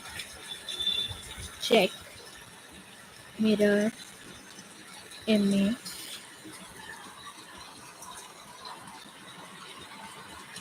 root comma root.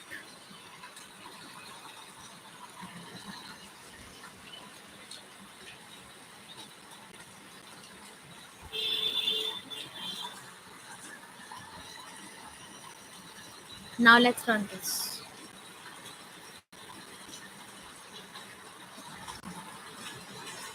Okay, so we did basic syntax instead. Don't get scared by errors.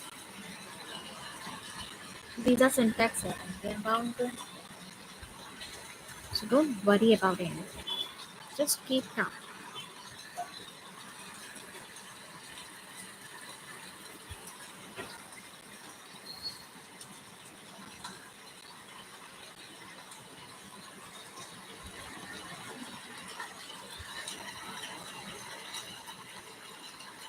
So we didn't pass some test cases.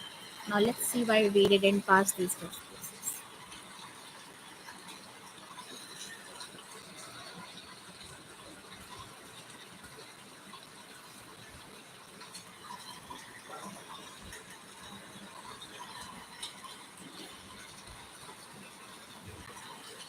We didn't encounter the condition if the root 1 dot value is not equal to root 2 dot value. We would ultimately from here itself return false. We did not cover this case. That is why it was not passing all the test.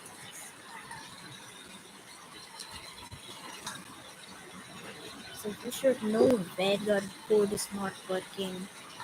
And you can do this by just thinking calmly and seeing what each and every line of code is doing.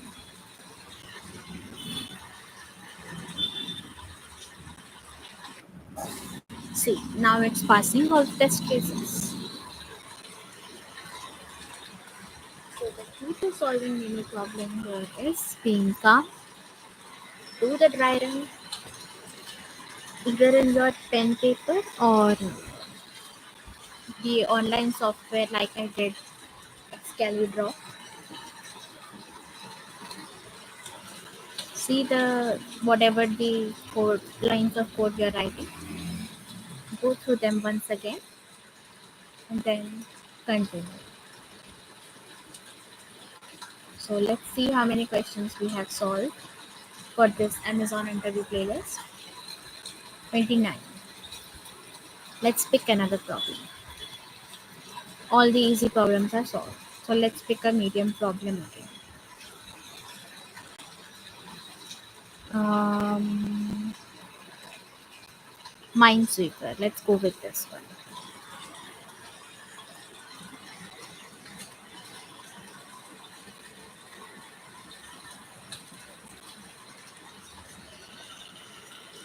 I have many questions list, so we will have.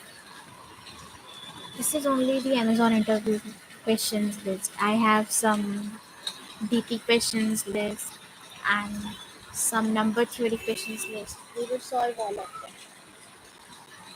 It will be fun. So now let's solve this Minesweeper problem. Let's see what it says first. Let's play the Minesweeper game. You are given an M cross N CAD matrix board representing the game board where M represents an unrevealed mine, E represents an unrevealed empty square, B represents a revealed blank square that has no adjacent mines, that is, above, below, left, right, and all four diagonals. So it has 8 directions: above, below, left, right, and all these 4 diagonals. It can move in 8 directions. We got that from this. Digit 1 to 8 represents how many mines are adjacent to this revealed square, and X represents a revealed mine. You are also given an integer array click where click equals to click R, click C represents the next click position among all the unrevealed squares, M or E.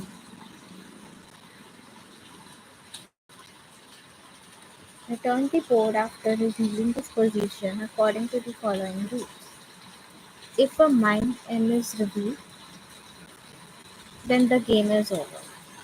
We should change this to X. If an empty square E with no adjacent mines is revealed, then change it to a revealed blank B, and all of its adjacent unrevealed squares should be revealed recursively. If an empty square E with at least one adjacent mine is revealed, then change it to a digit 1 to 8 representing the number of adjacent mines. Return the board when no more squares would be revealed. So unrevealed mine is the mine with the bomb. Unrevealed empty square means in all of the adjacent blocks we don't have any mine, which is a revealed blank square. And digit 1 to 8, that means it is a reveal. It is surrounded by an unrevealed mine.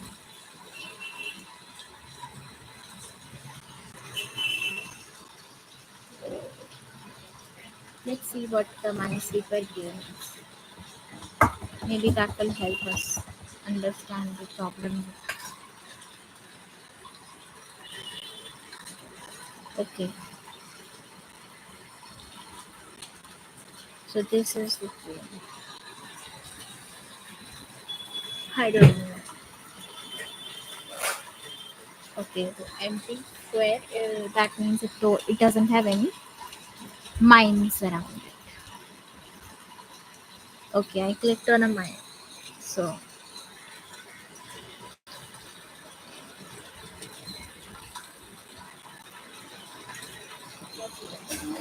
let's try it again.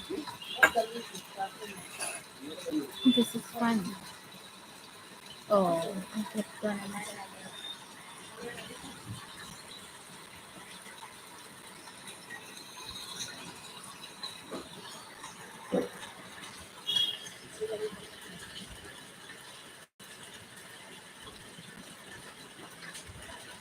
Okay, so an unrevealed mine is this block. Let's start again and see. This all of the blocks are unrevealed right now, as we can see here. So that is unrevealed mine. It is M, and E represents an unrevealed empty square. Maybe it is present inside their version of.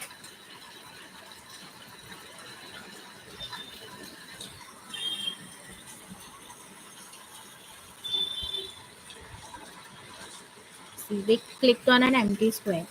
So all of the empty squares got revealed as well as what they were bordered by.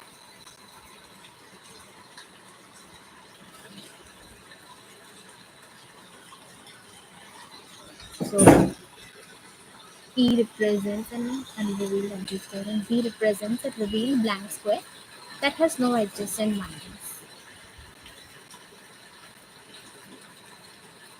Okay, so we were not understanding this statement. Digit 1 to 8 represents how many mines are adjacent to this revealed square.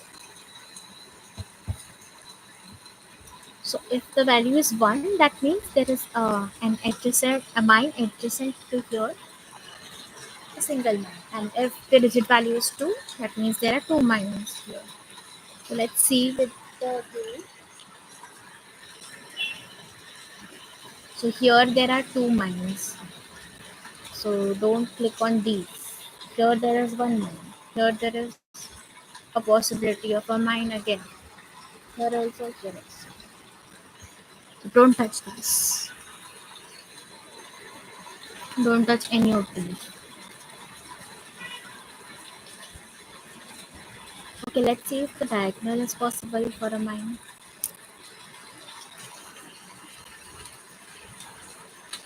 Adjacent to this. Okay, so not on the diagonal. See, here we didn't find any mine. What was the reason? Because this is not adjacent, this is diagonal. And if this is saying 1, that means adjacent to this or this, there is a mine.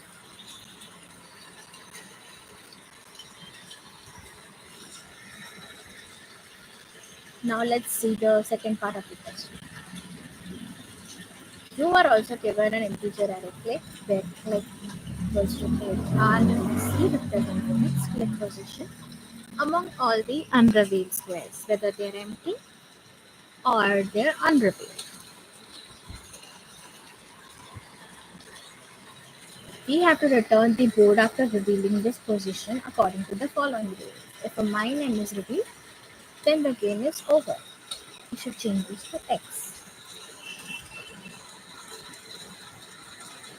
We saw here when we clicked on a mine. Let's test out. We know there is a mine here, so let's click it. See, the game is over. So that is the case here also.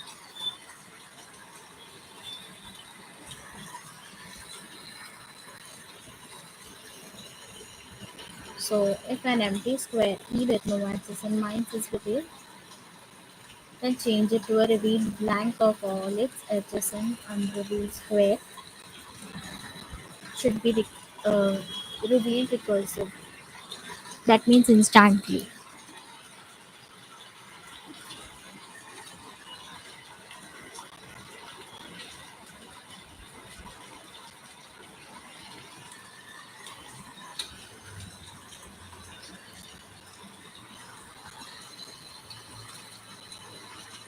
So this is a normal board game question. Recursion. So board ID is either a mine or an empty block or a discovered block or a digits of 1 to 8. Click length is 2 and board of click R click C is either M or C. M or E.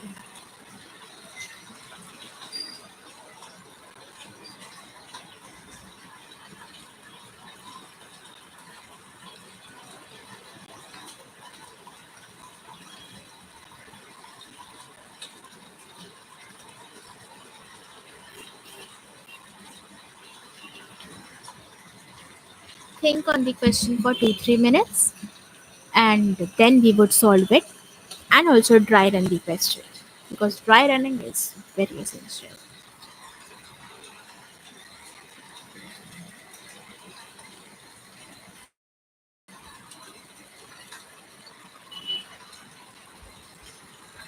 Let me see if I have any live questions.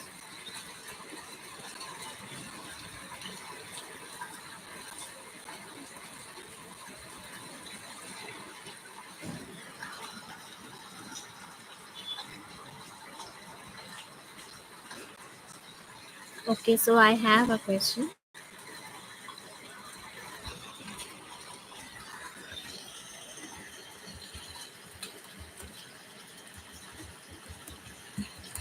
I just solved one problem a day consistently.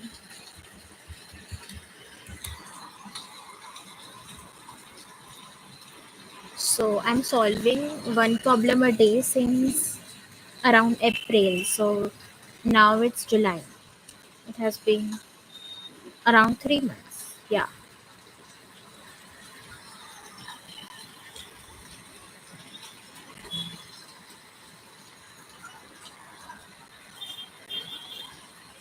So you can also become an expert in problem solving.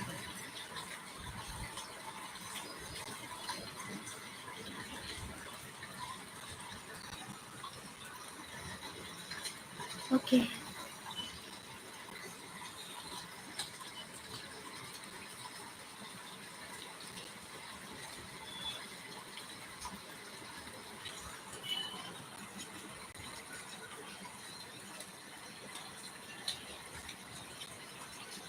I'll post the solution in a bit. So just think about how you can solve this question.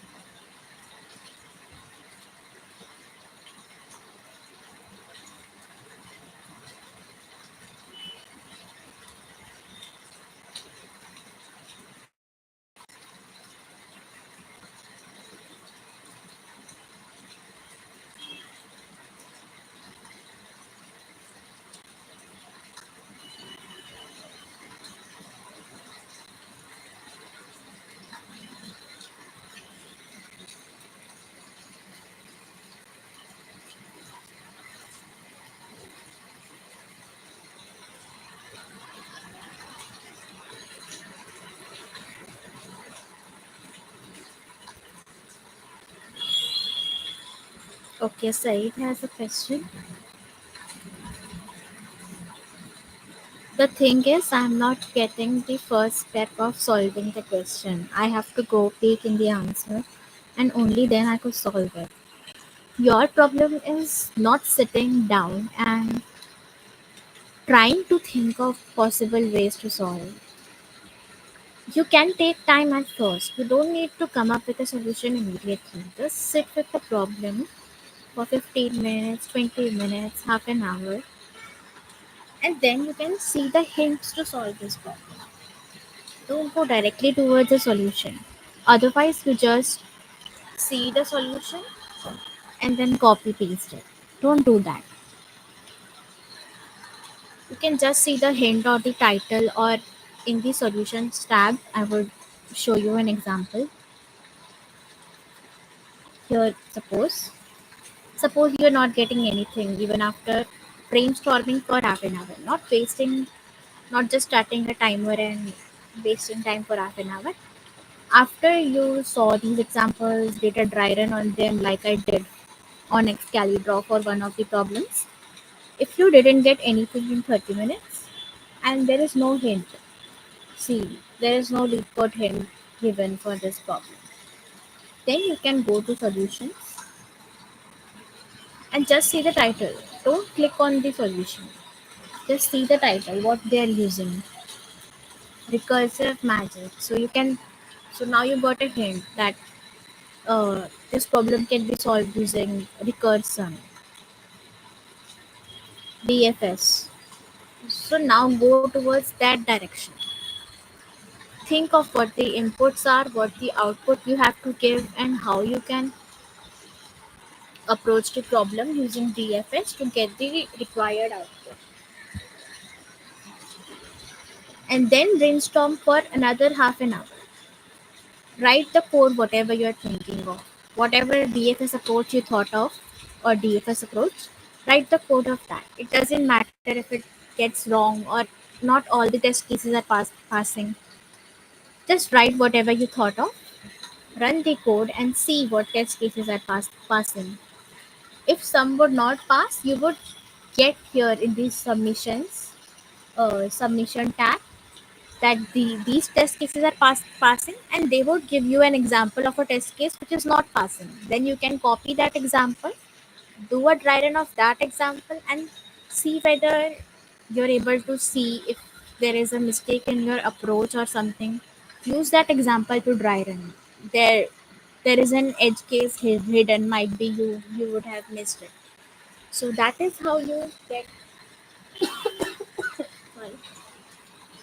how you get total problem solving.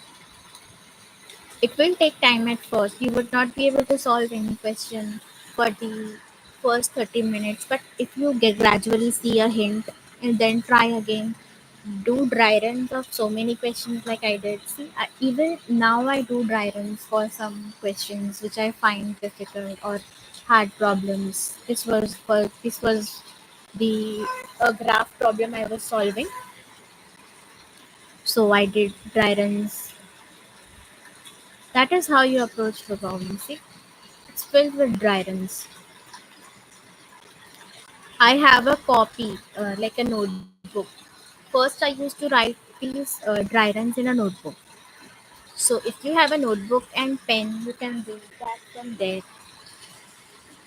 See, dry running helps a lot in understanding what the problem is asking, which data structure you can use, and if your data structure choice is correct or not. Everything you would get if you just do a dry run of the question. I know it is time consuming, but for the first initial half an hour, when you think of a problem, just think of some test case and try to dry run and see which logic works. You would, at the minimum, at least get a basic approach to solve to get the output from the input. Doesn't matter if it's not optimized. At least you would get a basic running solution and write the code for that, even if it is giving theory. You don't need to get towards the most optimal approach in the first try. So it's okay to make mistakes. That is how you will get better. And as you can see, I only solved one problem a day in my. I would show you my heat map. Um, there is okay. I would just click on my profile.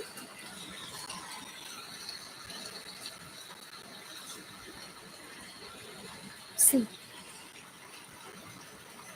I at most solve one question a day.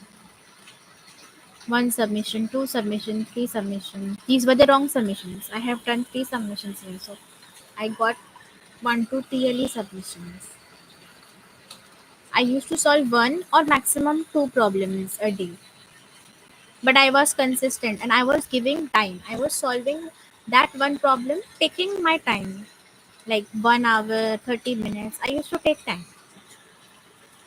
And if I was not getting anything in my first initial half hour of dry running, I would see the solution but only the heading so that I get the hint that yeah, it can be solved using DFS, BFS, or this approach. So I would try that.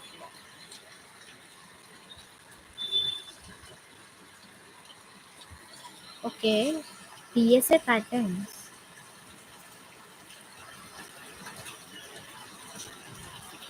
They might help you, but they're not foolproof.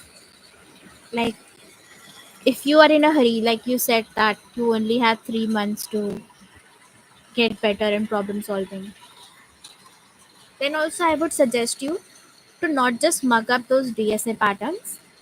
You solve those problems of DSA patterns, whatever sheet you have, Striver's sheet or leetcode. But I would suggest you to understand the underlying things which are happening in the patterns and not just the pattern. Sometimes they would give you an ad hoc problem. An ad hoc problem is basically a logical problem. It doesn't involve any pattern. But if you do a dry run on inputs and outputs, you would get a pattern. So pattern is basically that um, using the input, you are getting an output using a certain pattern. You found out that pattern using dry run or taking your own example test cases. That is how those patterns were built. So I would suggest you to keep your baseline concept of just dry running and understanding, and you can solve those pattern problems every day. Like you can solve a hashing pattern problem, like 3 4 hashing pattern problems today, or you can randomly choose. So you can study patterns. Patterns are also good. You can solve 60 to 70% problems, but there is a risk factor in that. Suppose they don't ask you any pattern question.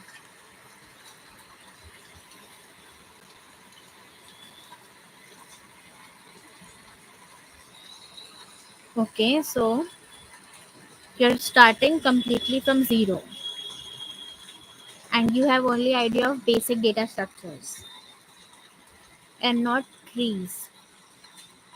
So I would suggest you to uh, do the basic playlist of anyone who is teaching trees and what is the basics of trees. Like they will teach you what is a class and how the tree node is formed and what is the construction. You need to know all these things for advanced data structures like graphs, trees, and binary trees, heaps. You need to know that.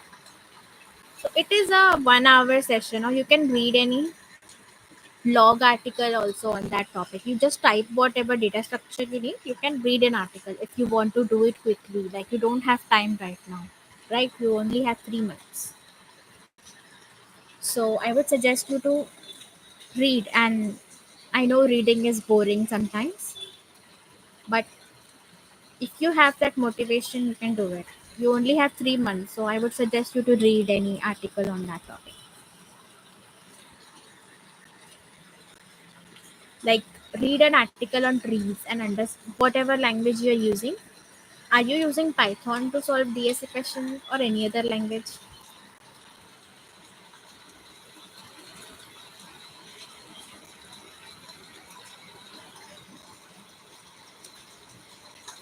See, there is no better resource or worse resource. Every resource is almost equal. So I would not suggest you to waste your time in finding out the perfect resource. Okay, so what have you done in Java? Only arrays and hash maps, or not even hash maps?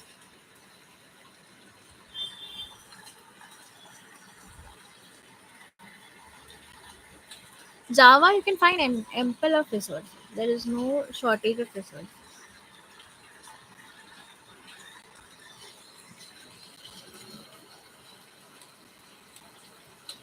Even I am starting the basics of Java series, but that would take time for me. I would create a video each day, and you don't have that much time. You have like 3 months. But still, I will try to upload my videos faster. But I would definitely recommend you to read any textbook. Do you have any textbook in Java?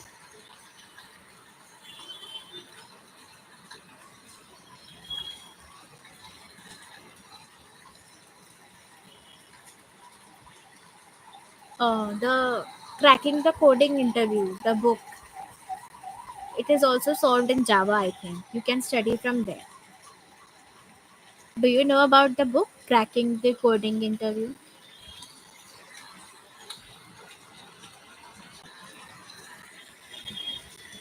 You can also read from that book. It will have all the trees, binary trees, questions as well as everything.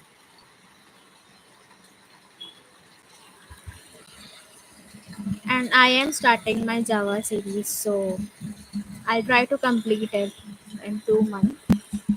But yeah, if you want to do it faster, ask ChatGPT, or you can read the book code, Cracking the Coding Interview.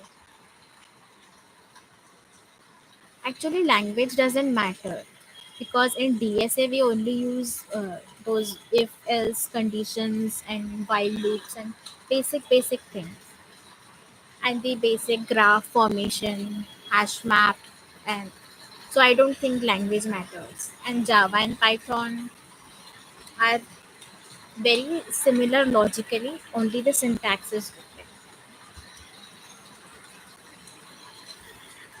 So either of the languages is okay. What is your coding profile right now? How much questions have you solved on LeetCode?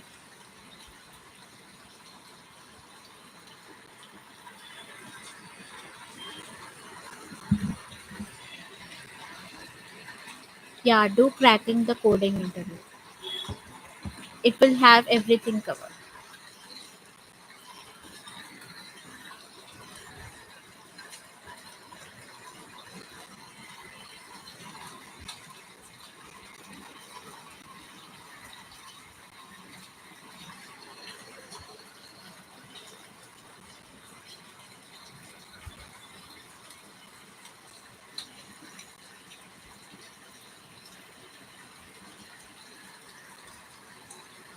Okay, okay, cool.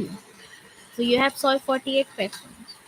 And in which year you are currently?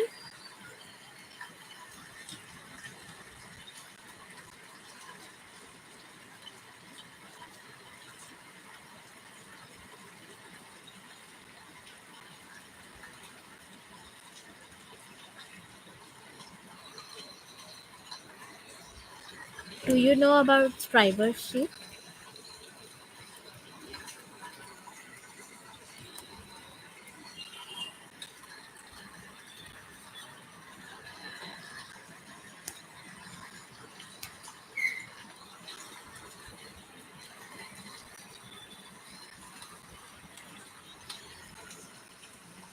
So that has patterns, but if you don't know the basic data structures, you won't be able to solve. But I would suggest you to read Cracking the Coding interview. That would be your best bet right now.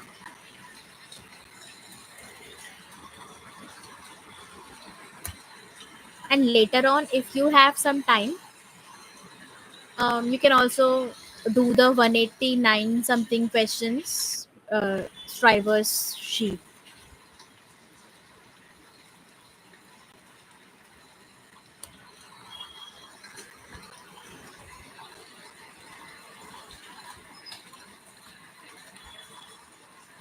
Yeah, no problem. So, are you in your final year or pre-final year?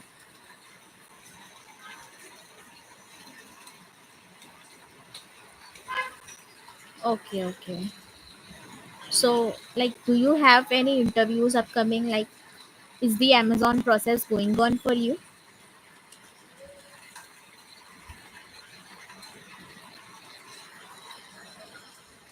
Have you applied for Amazon for like off campus?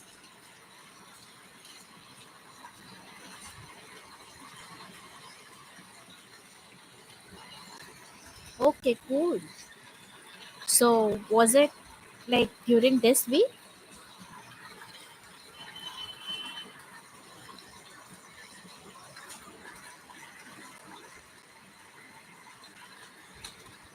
Have you given the OA?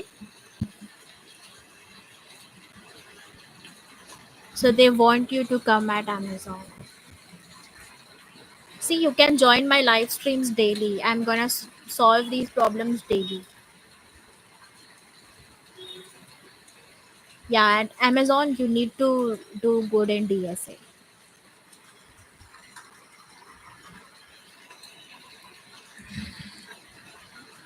You just have to keep patience, and DSA, you have to just solve the problems. There is nothing else.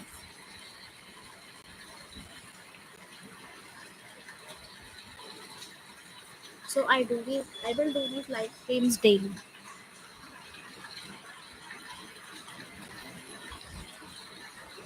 Okay. So what is the due date of your Amazon OA? See, the first question of an Amazon OA is quite like doable if you know the basic pattern. So I would suggest you to solve the basic patterns using coding, tracking the coding interview. It would have a basic introduction of whatever data structure is, the complex ones, binary tree, and all. See, everything in DSA is basically dependent on arrays and linked lists. Those two are the building blocks. As you already know, arrays and linked lists, the binary trees, graphs, everything is simple. Their base depends on arrays and linked lists only. They are implemented, the stack is implemented using linked list or two arrays. You would see the implementation examples. I think Striver has also uploaded on his Take You Forward channel. So everything is dependent on two basic building blocks, arrays as well as linked lists. Think of it in that way. You can cover up easily.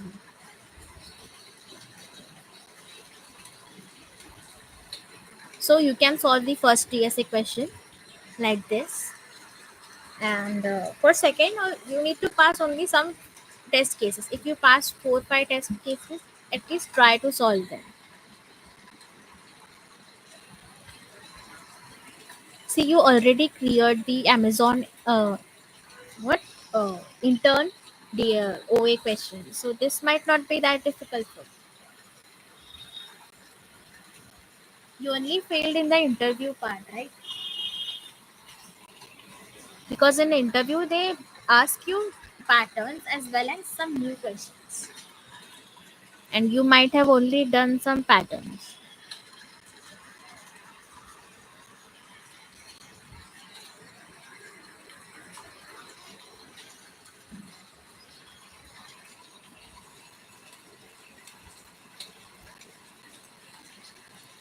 Yeah. So I would just suggest you to think of a problem for half an hour, then see the hint for that, and then see the solution. So if the interviewer gives you a hint, if you cannot solve the problem in the first 10 minutes, you would be able to identify that hint and go towards that solution. I think this is an off campus opportunity. So after the OA, also you get around 2 weeks time to revise your concepts, and then they would schedule your interview.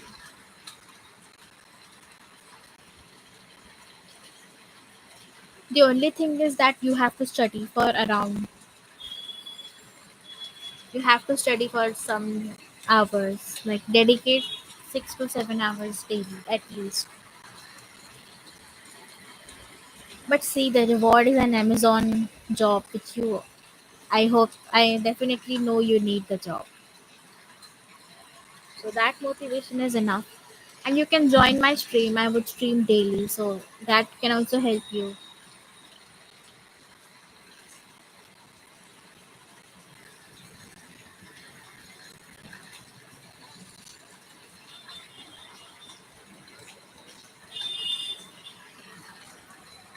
Yeah, no issues. You just have to know that you can capitalize on the hints they give you during an interview, because they will give you hints.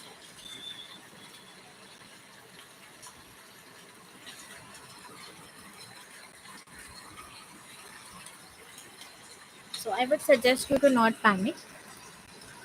Just ask ChatGPT to give you some basic math concepts which you need in DSA. It will give you a list. You can revise from there. You can ask ChatGPT to give you some problems on those concepts, on the basic math concepts, and solve those questions, and then move towards whatever you're studying right now.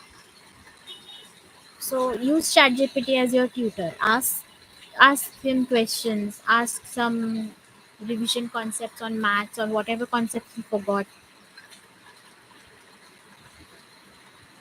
You can also ask ChatGPT to, I need to complete this code what was the book?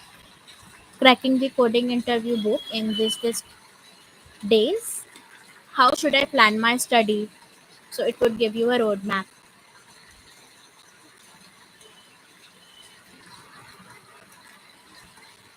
Yeah. Today also I solved around, I think, 4 or 5 Amazon questions and the problem of the day. So I will be solving these questions daily. You can join my stream and we can solve together. And ask DSA about these things. It would give you a roadmap accordingly. So let's complete our last problem and then we can end this stream for today. It was this was also an Amazon interview question. So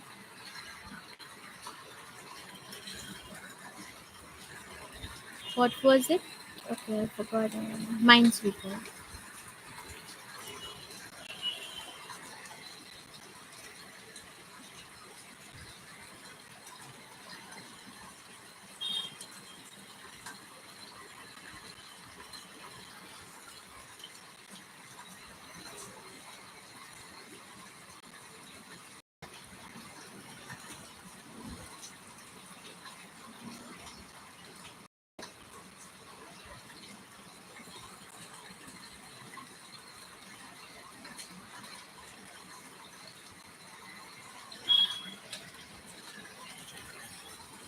If you haven't done a dry run for this, I would suggest you to do a dry run for 2 minutes and then we can solve.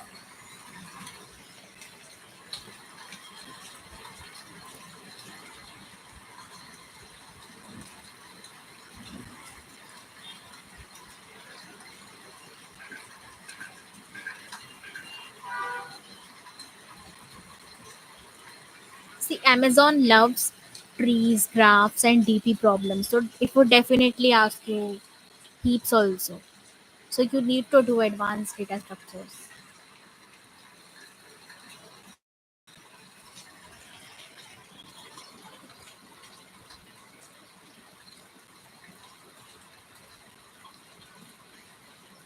So I would solve this problem with basic DFS. DFS is depth first search.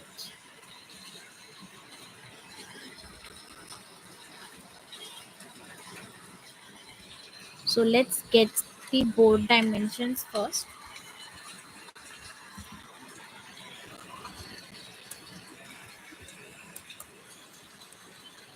length of board,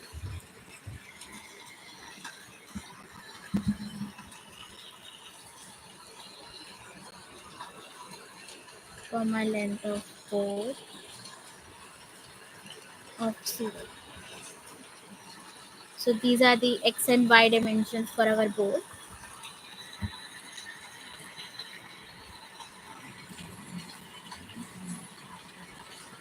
And R0 and C0 for our clip.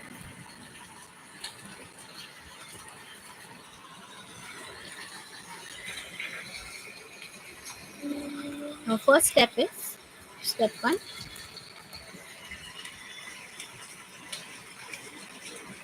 So if you click on a mine,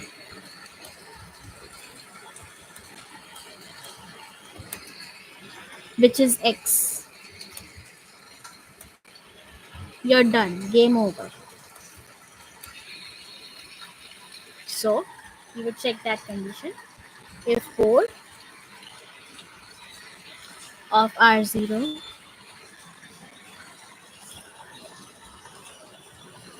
C0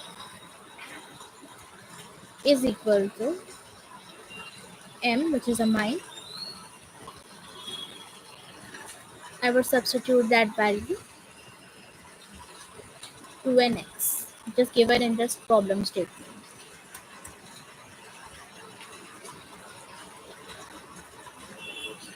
Return 4. We would substitute that M to an x value, which is the symbol for a mine, and we would return the board as the game is over. He stepped on a mine. Now for step 2,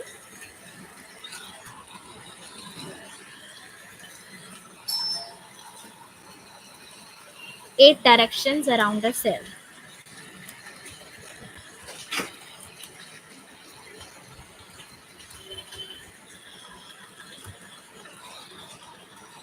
So we would use a directions array for the direction dimensions. This -1 means from the original position, which is at the center, we are going towards the left by 1. So x coordinate shifting by 1 in the left and right also by 1. So we would reach here. Sorry, it's a diagonal. So -1 and -1. This would be this diagonal. The -1 and minus this.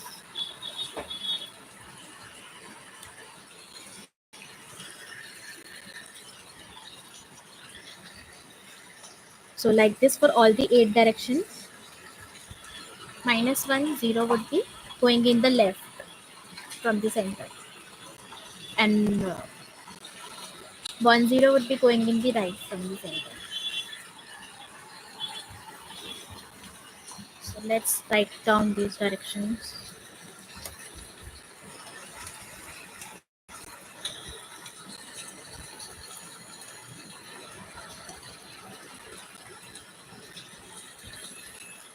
-1, 1. This would be another diagonal.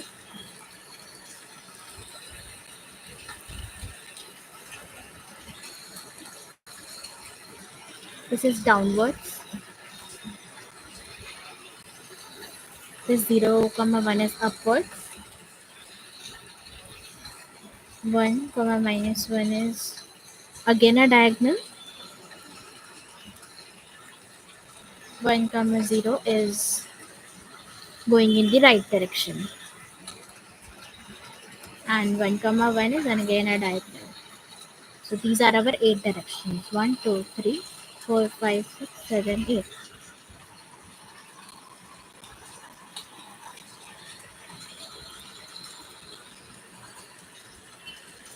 Now we would perform a DFS from our current position, which is I and J.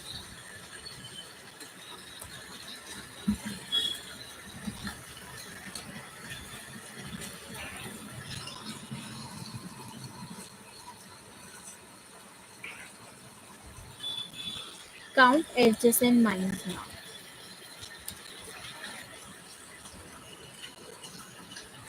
So mind count, we would initialize by 0, and then for dx comma dy in directions, which is dx and dy is this, the first part of a tuple and second part of a tuple. Ni comma nj is I plus dx comma j plus dy. These are the new I and j positions. So if our new I and j positions lie inside our board, which is less than m, and m is our x coordinate and n is our y coordinate.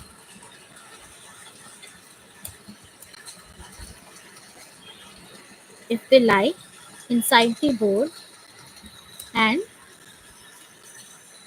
board of ni, which is the new position of I and new position of j, is again equal to a mine,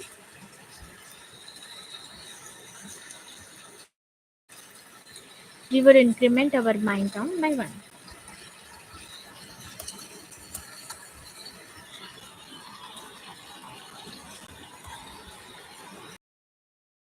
Now,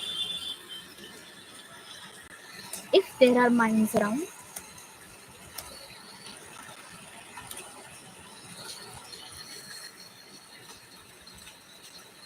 show count and stop.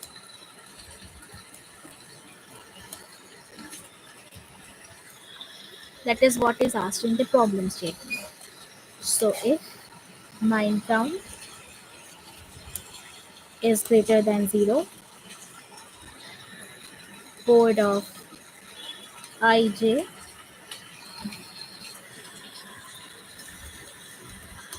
equals to string of mine count.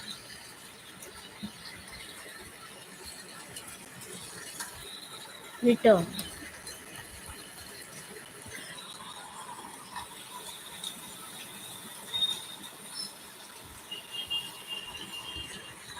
Otherwise,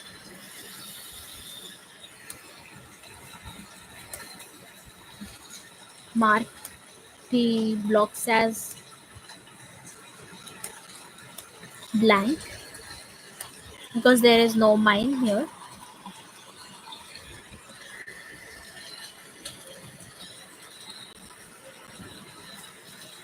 Denoted as B in the question steps and recurs into the neighbors.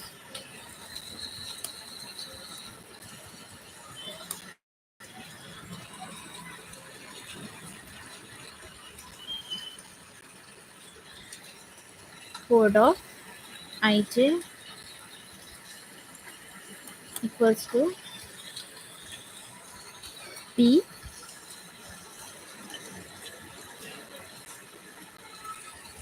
for dx comma dy in directions mu of index I and mu of j is equals to I plus dx comma j plus dy. We are traversing into the neighbors. We would copy this statement, but instead of m, we would write empty.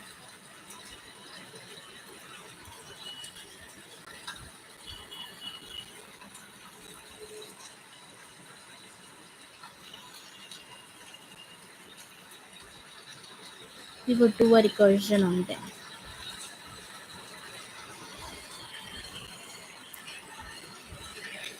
Ni comma nj.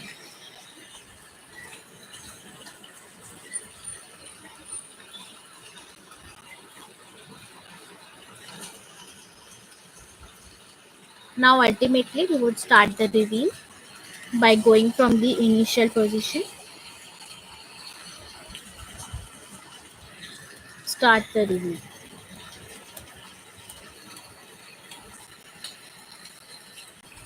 Now we just have to return the modified board.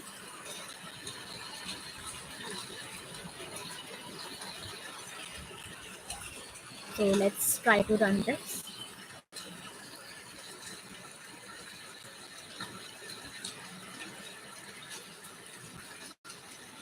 See, it's passing the basic test cases. Let's hope it passes all the hidden test cases as well. Yeah, it is passing. So we solved around 5 Amazon questions today. You can see this stream again, and you can dry run all the examples again. Try to write the code in Java on your own and see if you can do that. If you can't, just watch the stream again, understand, and then again dry run and try to write the code. Practice these 5 problems, and let's meet tomorrow for the live stream. You would solve tomorrow's problem of the day and complete this Amazon interview questions list. This has around 45 problems. We have solved 30. So let's meet tomorrow, and all the best.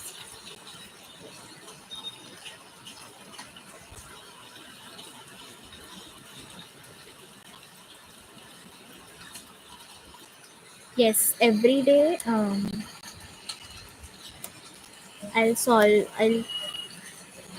try to do a live stream around 5:30 p.m. I guess. Yeah, 5:30 p.m. Same time as today.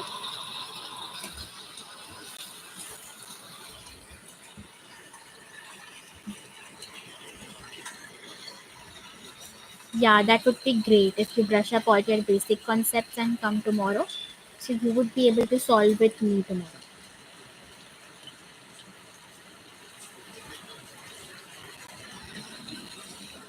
Yeah, you can watch this live stream again. It is under the live stream channels of my YouTube channel. You can refer to this recording anytime you want. So after suppose brushing up the trees concept or recursion concept, you can see this live stream again. No problem. Then join tomorrow by brushing up on these concepts as well as seeing this live stream and doing those problems on your own, which we did today. So let's meet tomorrow at 5:30 p.m. All the best. Bye.